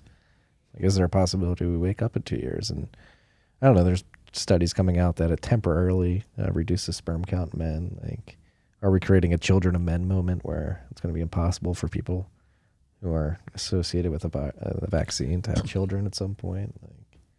Like, I don't know what's going to happen, but there are a lot of possibilities that aren't good. And that's why I always get back to risk and reward. What's the risk of taking the vaccine and what's the reward? And I think for most healthy adults, the risk is there and there's really not any reward. And now with the mutations, the reward really is, I don't think, they're there for anybody, no matter your risk. Especially we have safe and effective treatments now. Mm-hmm. And the risk only compounds as you get more and more. Exactly. Yeah, the spike protein is truly pathogenic. Yeah. It damages a lot of organs, cardiovascular system, the endothelial wall, the vascular system. It's doing things that we've never seen before, causing such a wide variety of potential side effects. Do you think there will be justice for those who have been adversely affected by this? Like, I think we need to, I don't know why Fauci's still on TV. Do we throw out the FDA? Do we throw out the CDC? Why does the World Health Organization exist? Why do we cater to these, what seem to be just figureheads that... Well, it's the American people that have to do that. They have to demand it if it's going to happen. Because if we keep the status quo, it's nothing's going to happen. Yeah, that's what I worry about, the sunk cost fallacy, where people don't want to believe that they've been duped. Yeah, it's hard to admit you're wrong. Yeah, you talk about other people are obviously drones and look like evil characters, like Lena Wen, Walensky at the FDA. Again, you see these people at press conferences, the way they speak, their articulation, their inflection. It's very scripted. It's very like they're actors trying to. What I can't understand is how they have any credibility. They've been wrong so many times. Right? If you take this vaccine, you will not get COVID. How many times did you hear people say that? It was. This is a pandemic of the unvaccinated. I mean, that's one of my favorite clip series is the falling effectiveness of the vaccine. It's 100% effective. It's 90% effective. It's 75% effective. It's 33% effective after 3 months. What about all the people that have taken it and that have gotten COVID and they come out and say, I'm glad I got my shot. It would have been so much worse if I hadn't. That's the latest one. I would have been dead. I remember, we were seeing a lot of people that had been fully vaccinated come down with COVID. And I was talking about this, and people would attack you. That's not true. I was seeing it because of all the propaganda. But, the latest is it mitigates disease. You might get it, but you won't get as sick. Yeah. I mean, I caught the Delta variant unvaccinated. I mean, I got pretty sick, but I survived. Wasn't the worst flu I've ever had. Well, up until Omicron, we rarely saw someone get COVID twice. If you saw someone get COVID twice, most likely one of the two times was a false positive because they were running the PCR test so many cycles and concentrating the genetic material so much that they were calling things COVID that weren't COVID. If you realize, I mean, there was no such thing as influenza the first year we had COVID. Right. No such thing. Completely eradicated. So I think initially, but I think Omicron has changed enough where it is infecting people that have previously had COVID, but at not an extremely high rate, but it's not uncommon. But thankfully, if you survive COVID the first time, your most likely of surviving again are pretty doggone good. Yeah. Especially with treatment. That was another thing people just forgot about is like how viruses work. Like viruses want to survive at the end of the day, so they become less virulent over time. Yeah. Yeah. That common sense went out the window. Like, yep. And that's been the pattern. I mean, Delta was a little bit more infective and less deadly than the original version. I don't even know whether it was Alpha or what they call it, just COVID-19. And Omicron has become a lot more infective, but a lot less deadly in most people. And some people get very, very sick from it still, though. I mean, people still do die from it, although not on a percentage basis. I don't think as many as the previous variants. yeah.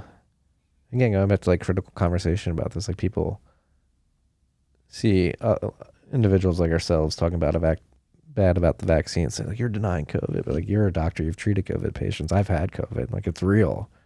It affects, absolutely. It affects, I'm definitely not a COVID. I'm not a COVID denier. Yeah, it affects people. It affected me pretty aggressively. Not gonna lie. I survived. Took ivermectin and a slew of other medications that were over the counter and not expensive and didn't force me to get an injection. But that's the other thing. Where did this come from? Like, what are your thoughts on the origin of the virus? Did it come? I mean, is it becoming consensus that it was the Wuhan lab? I don't have any independent knowledge, but it sure looks like that. Yeah. And if so, the NIH is supporting that lab. Like, why was it being worked on? Because it's illegal to do it in the continental United States. Fort Detrick, you can't do it there. I don't think you're not supposed to. I mean, Congress sent a law, and I don't know when, but you're not supposed to be able to work on gain of function. Yeah. And they just farmed it out. It's like we farmed out our oil industry. Right?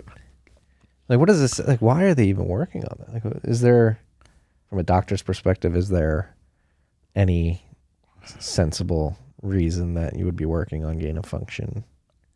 Personally, I cannot think of any sensible reason. Other than germ warfare. Yeah. Right? Yeah. I can't think of any reason why you would do that. Sure didn't seem to help us out in this pandemic either, did it? No.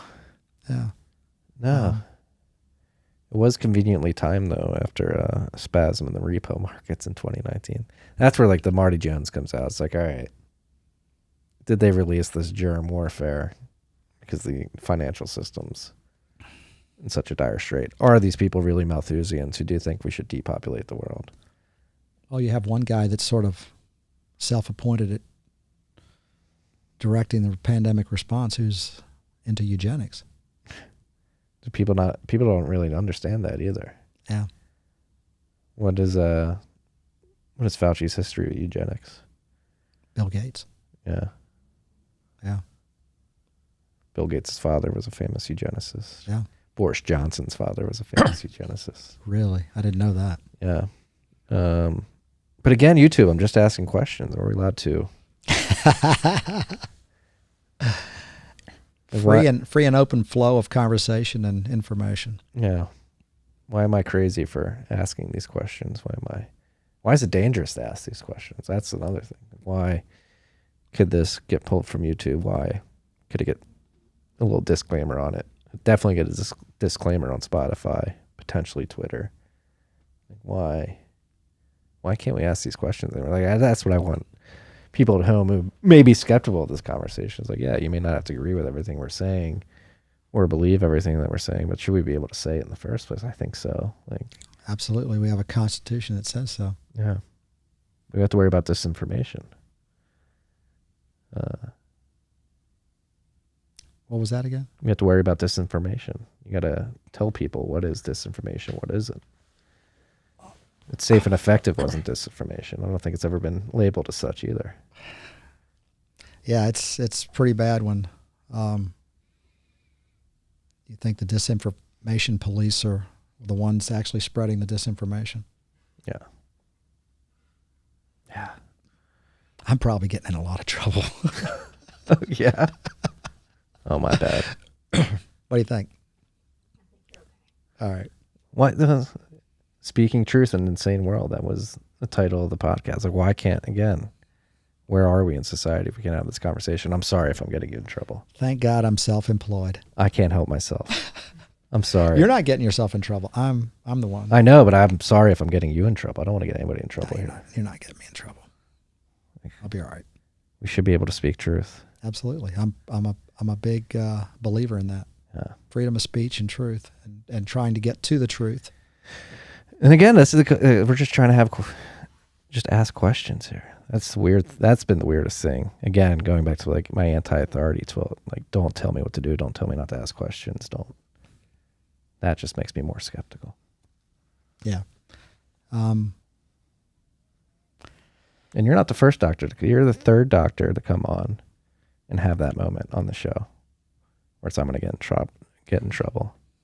Doc Woods from Wyoming and Dr. Mary Kerr from here in Dallas, all within the last 8 months. And it's so weird to me that upstanding individuals like yourselves who seem to have incredible careers where you actually care for your patients and do good work and you're coming from the best of intentions, just having these types of conversations are worried. Like, what does that say about the state of our world?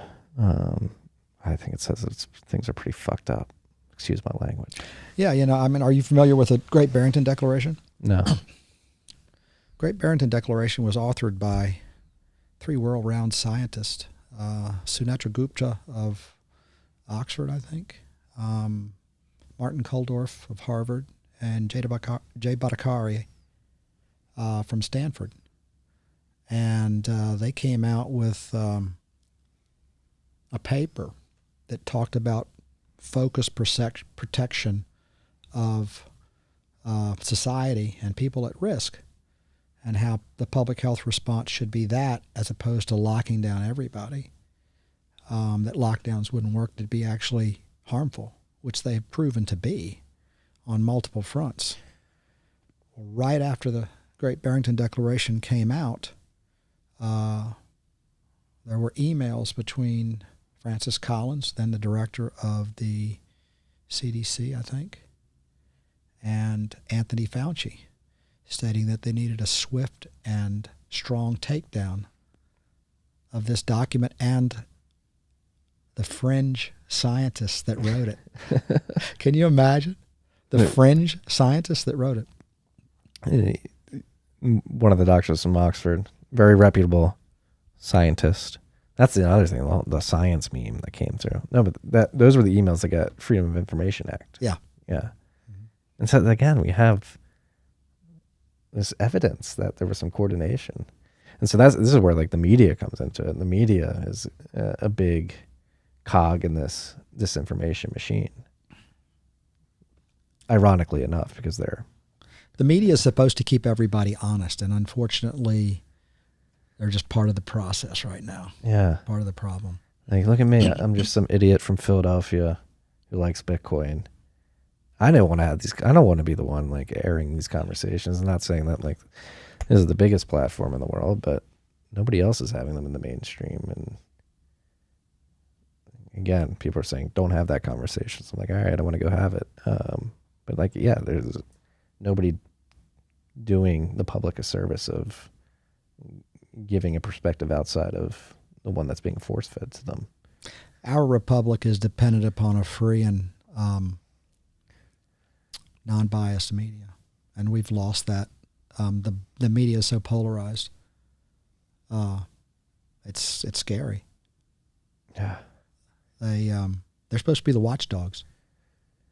They're supposed to look for truth, regardless of your ideology. And unfortunately, they're controlled by these oligarchs. And the watchdogs have turned into lapdogs. Yeah. Or rather, no, it's sort of disgusting. And I've become, even though we were talking about, made an appearance on Tucker Carlson. I like Tucker, but still that format of just cable news, it's just, again, it's inherently like yucky to me. It's like, this doesn't even, it seems like overproduced production, a play, if you will. Whereas not like honest conversations like this happening at that level. I obviously have never been on Tucker Carlson, don't know Tucker Carlson, but it seems like I have been on a couple of news programs, and it seems like the people that are interviewing you want to get a certain response. They want to direct your response, and if it fits with their ideology, that's what they're looking for, as opposed to just telling the truth. Yeah. Have I been trying to fit my narrative here? No, because you haven't been. We've just been talking. Yeah. You've allowed me to talk, and no, not at all. All right. No, this has just been a conversation. This has been awesome, I think. I think as well. Thank you for opening up. I'm sorry if I made you. No, don't get that at all. I mean, I was just being a light moment. Ann and I were in Dallas we were invited to a dinner party, and Peter McCullough and his wife were there, and John Leake and his mom. We all had a dinner party. It was a great conversation, and after dinner we sat around just like this and had a conversation. And I said, I knew I was coming on here. I said, I bet Marty would like to have a video camera rolling right now, because it was such a stimulating, thought-provoking conversation. I wish we could have, after the fact. We probably wouldn't have been as free as what we were with our speech as we were, but it was still. Didn't you think it was good? It was good. Yeah, why? But like, why can't you be as? That's the thing that like, why are you afraid to be as free as you were in that? Like, obviously, you should. Well, keep some things private. Peter's currently being investigated by the American Board of Internal Medicine to try to disbar him. For what is their justification? What is their stated justification, or what is their justification? They have no justification, because he completely follows the scientific evidence, and he will back it up, and he's taking it on head on. He's like challenging him. Okay, let's debate this in public. Let's get this out. And so far, he hasn't gotten any responses. But that's the only way you can debate it. You've got to fight it with truth. You got to fight with truth. Yeah. You can't cower because some organization is coming at you because you're speaking against their narrative. Yeah. What is the technical justification they're trying to use? Disinformation. Disinformation. A made-up word. Yeah, that's why I don't like using that term. Because it's used too freely, and it's used too much to attack people. Yeah, misinformation, disinformation. What are these things? They just came out of nowhere like 2 years ago. Yeah, it's like one of the big things with this pandemic was follow the science. Follow the science. Oh, you're not following the science. Well, what is science? Science is literally testing a hypothesis. Exactly. And is any scientific breakthrough ever brought about by groupthink? Or is it brought about by people who think outside the box? Yeah.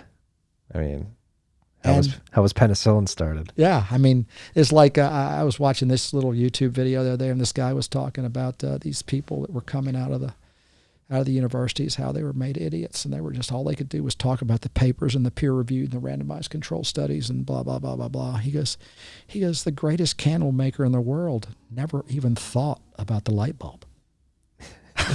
Right.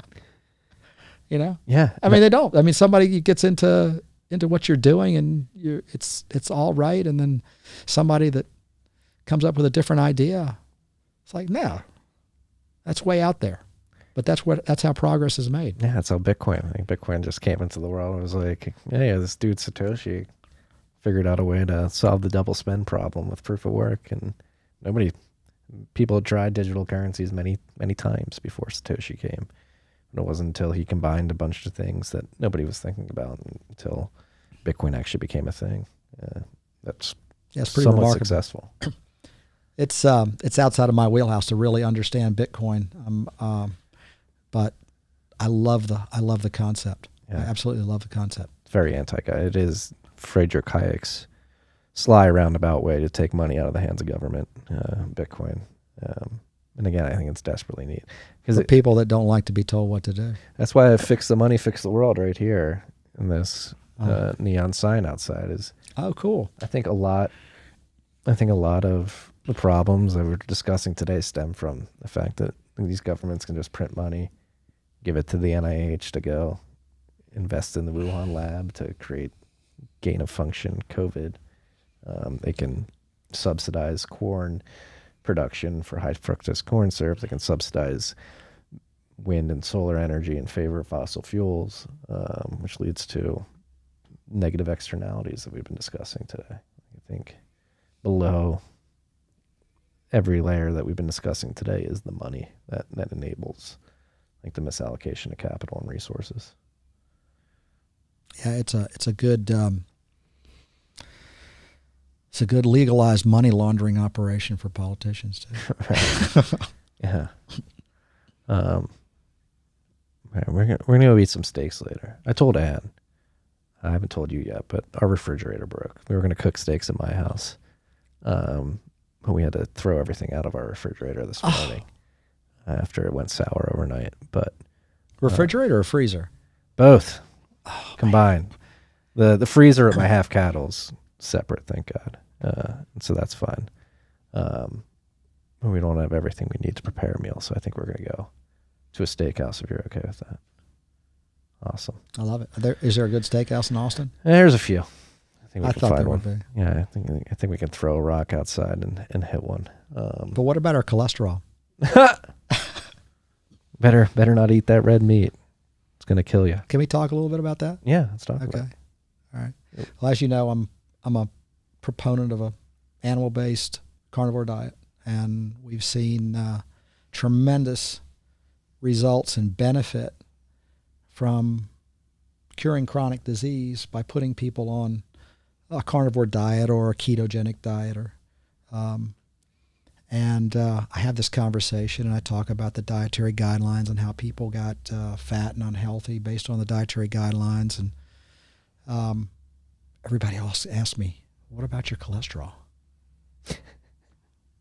Guess what? Is it high? I don't care. I mean, we have been getting back to the money issue in Big Pharma. We have been basically brainwashed into thinking that cholesterol causes heart disease, and it's not cholesterol at all. In my mind, it is inflammation. Mm-hmm. And it's another correlation, not causation thing, where they're using it like where correlation is causation. Yeah. Does cholesterol make up part of our atherosclerotic plaque? Yeah, but so does fibrin and other things. And cholesterol is needed and used by every brain and every cell in your body. And when I look at someone's cholesterol panel, I really don't pay a whole lot of attention to total and LDL cholesterol, which has been the dogma in medicine my entire medical career. I look at triglycerides and HDL cholesterol. Those are markers of inflammation. And why does a carnivore diet work? Why does a low-carb diet work? Because it lowers your inflammation. And how does it do that? It lowers your dependence on insulin.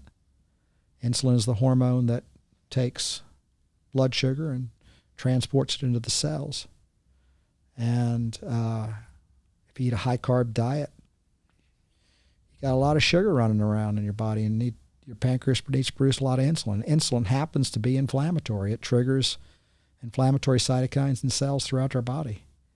And I tell people, if cholesterol was the evil villain that Big Pharma has made it out to be, then why is there, of all the classes of drugs that they've come up with, why is it only one class, the statins, show any statistically significant benefit in reducing heart disease? All the other cholesterol drugs that pharmaceutical company has come up with have not been able to show any statistically significant reduction in the risk of heart attack and stroke.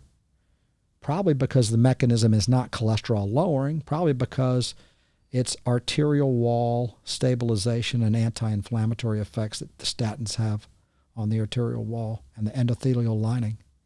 And interestingly, statins are also part of our chest of things that we can use to mitigate inflammation with COVID-19. And interestingly, the people that do so bad with COVID-19, which is an inflammatory condition, are people that are in a high inflammatory state, the obese and the diabetics, who have super high levels of insulin. So as simple as lowering your insulin requirements and your insulin. Can going to a carnivore diet help cure something like diabetes? Absolutely. Yeah. It's done it numerous times. Type 2 diabetes, not type 1. Mm-hmm. Type 2. Type 2 diabetes is a disease of obesity and insulin resistance where the insulin is not working as well and the cells aren't taking, it takes more insulin to reduce your blood sugar. But yeah, we've had great results in clearing up anxiety, depression, irritable bowel syndrome, inflammatory bowel disease, brain fog, arthritis, type 2 diabetes mellitus. Yeah. That's what, for me personally, eczema is inflammatory, right? Mm-hmm. That's what had chronic eczema my whole life until I cut sugar and went to a low carb diet right after college. Literally 22 years of my life, my arms from like here up, especially in the fall and winter for some reason, just be covered in eczema. Yeah, eczema is an inflammatory condition, yeah. Yeah, haven't had it for over a decade now. Not once, where I thought I was plagued with it for my whole life. You know, and studies now are showing that as we age, lower your cholesterol, the shorter time you live. Really? Yeah. We have incidences all the time. I mean, heart disease is so complex, but it's not cholesterol. That people with cholesterols of 300 live in their 90s and 100s. I've heard of some doctors even wanting to put them on a cholesterol medicine. And I've had people with total cholesterols of 180 that undergone bypass surgery. It's not cholesterol. It's an inflammatory damage to the arterial walls. But Big Pharma would have you believe that everybody has to go around with a very low cholesterol. Anybody with a high cholesterol needs to be on a statin. Yeah. And on top of that, we need to put masks on all the cows to stop the methane from getting into the atmosphere. You got to stop farming cows. You got to eat the bugs. Are the bugs healthy? Should we eat the bugs? Is that good protein? I don't know if it is or not, but I'm not doing it. I'm not doing it either. Yeah. Oh gosh, it's absurd to me to see these celebrities that jet set around all over the country talk about climate change. Over the world. Yeah. Yeah. I mean, it's completely absurd. And we're very anti-climate change hysteria here on this podcast. I actually watched a documentary last night that 100% convinced me that it's the sun, stupid. The sun is changing the temperature on the planet. Mother Nature is the largest, most powerful force on Earth. And the climate has been changing for millions of years. You know, we did have an ice age at one time. Yeah. 1,400 years ago, or the year 1400, there was a mini ice age in England. Oh, really? You're arguably coming out of that. Of course it's going to get warmer when you're coming out of an ice age. Yeah. Well, you know, when I was a kid, it was global warming. And then now they're having a hard time documenting that the world is becoming significantly warmer. And so now they're calling it climate change.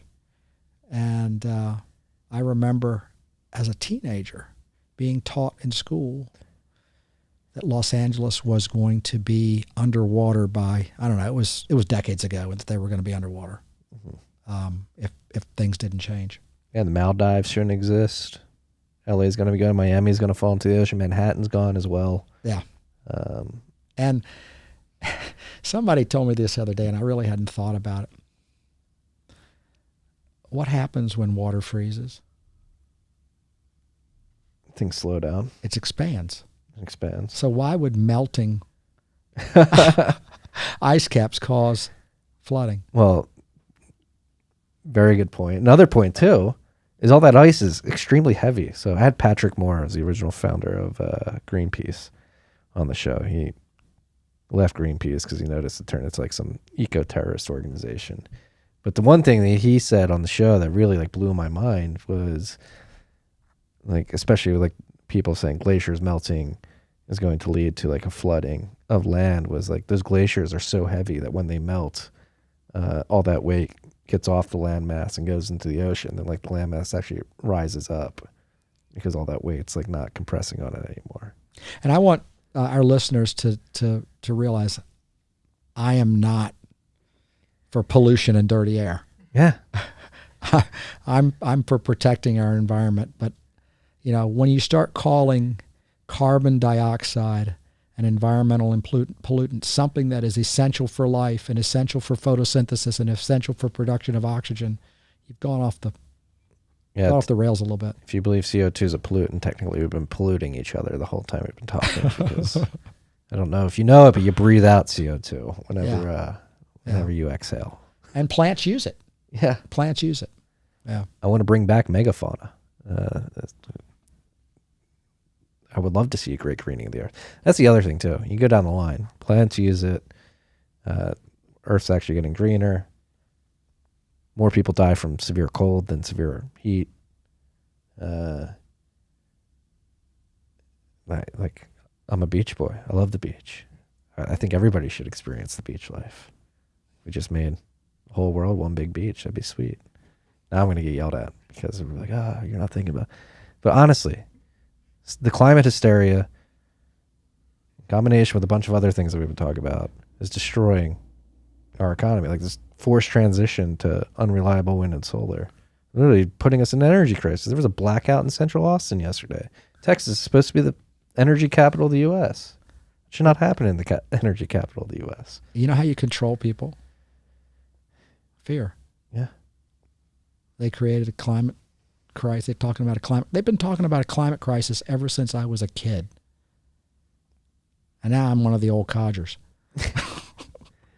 They really drilled Earth Day in. I mean, Al Gore, big meme. I did fall for it for a little bit there, but then you realize the Al Gores of the world are just grifters, and you think of the consequences of changing the world as drastically as they want to. It's a net negative. More people are going to die from all these changes than ever would. Just think about all the people that are going to die from famine in Africa because of our lockdowns and everything that we've been experiencing from our response to the COVID-19 pandemic. Yeah, I think when it's all said and done, more people have died from the response than the actual virus itself. Yep. When you look back 5-6 years from now. Is he still here in the United States? Too bad we're not an oligarch. We could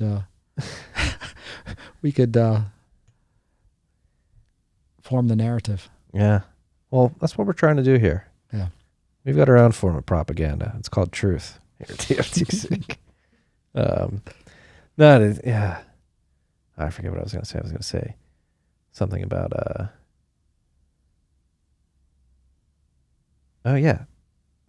like the unemployment alone. Like the big meme right now is like, are we going into a recession? Everybody's like, look at the strong labor market. I'm like, look at the labor participation rate. Like it cratered in 2020 during the lockdowns, and right now it's hovering at 1977 levels. So like thinking about the mass unemployment that's out there due to the initial reaction. It seems like it's going to get worse with all this inflation and people having to tighten the belt at the corporate level. Well, little personal story. when I was employed, and I'd travel to Luray, Virginia for my job. Sometimes I'd stop at a little restaurant called Hardee's on my way in, and I'd get a little caffeine there. I'm a big tea drinker. I love tea. That's one of my vices. And some mornings I would come in, and the lobby was closed because they didn't have anybody to work. Yeah. Other mornings I'd come in, and they wouldn't have cups. Can you believe Hardee's doesn't have cups? Right. I mean, there's something really wrong with what's going on when Hardee's doesn't have cups. Doesn't have cups or doesn't have people to work. And one thing that really irked me is when they didn't have lemons. That's actually one thing I've noticed here. I was getting tacos at my favorite taco joint. Like every once in a while, they'll run out of limes and they'll give you lemons to squirt on. I'm like, I've never squirted a lemon on a taco. It's there's these weird, like you're having like sriracha shortages now. You're having tampon shortages, formula shortages. Hey, you know how you get rid of the tampon shortage? You know how you solve the tampon shortage? How? Take the tampon dispensers out of the men's bathroom. How you define? What is a man? What is a man? What is a woman? That's easy to define. That's easy to define. Did you watch that movie? What is a woman? No, I haven't. It was a good one. Was that the one that who did that? Matt Walsh. He did a really good job. Yeah. Amanda was telling me about that. I haven't watched it yet, but it's it just highlights how insane the world has gone. Like, where you can't even get somebody who's so bought into the insanity of the woke culture to define what a woman is. That's the thing. We're getting away from definitions and, again, an anchor in truth in so many aspects of life. Like, yeah, when I came through medical school, I'm not going to touch that anymore. We'll just stop there. All right. Really get myself in trouble. I don't want to get you in any more trouble. Yeah. This has been a fascinating conversation. I'm very happy we did it. Thank you for coming in the studio today. Thank you for having me, and thank goodness that Matt and Amanda met you and introduced us. Thank you, Matt. Thank you, Matt. I hope Matt's you're the happy. man. Matt's the one that introduced me to Bitcoin. I wish I had listened to him 5 years ago when he was initially telling me about it. Yeah, I hope you're happy I got your father-in-law in trouble. I'm kidding. No trouble yet. Yeah, no, I mean, like I said earlier, you've done an incredible job of raising your children. Amanda, who I know personally, did a great job of picking a husband. And your granddaughter is a little firecracker as well. She is that. Yeah. She is. She's Amanda says she's a lot like Matt, which I'm sure she is, but she's really a lot like Amanda was when she was a little girl. The most focused, hardworking kid on the face of the planet. No matter what she wanted to do, she wanted to excel in anything she did. And I've learned a lot from my kids, my children, all four of them. Learned a lot from Amanda. That's what I'm learning a lot from my kids right now too. It's patience being the number one thing. As a new dad, you learn patience real quick. It's fun. Well, you know, it's crazy. As they grow, they'll develop their own personalities and their own. I learn so much from my children on a daily basis. Yeah, it's like, how did I ever raise you? You're so. No, and the personality stuff too. My 2.5-year-old, it's crazy. It's coming out. Like, I just dropped him off at camp last week for the first time, and it was. Did you cry? I did not cry. My wife did. She actually didn't have the courage to actually go because she didn't want to. She was worried that he was gonna have like a fit and like freak out, but he couldn't get away from me fast enough. He was just like, "See ya." That's pretty cool. He wasn't clingy. He was looking forward to it. Yeah, he's having a good time. Well, here's to trying to make the world a better place for our children and grandchildren. Thank you. I've really enjoyed this. I hope we have brought some value to your listeners and given them a different perspective and tell them to get out there and start paying attention and definitely pay attention to your food sources, and the food policy of this country, because future generations depend upon it. Think about your food. Think about your money. Think about your health. Think about the propaganda that's being fed into your mind. Peace and love, freaks.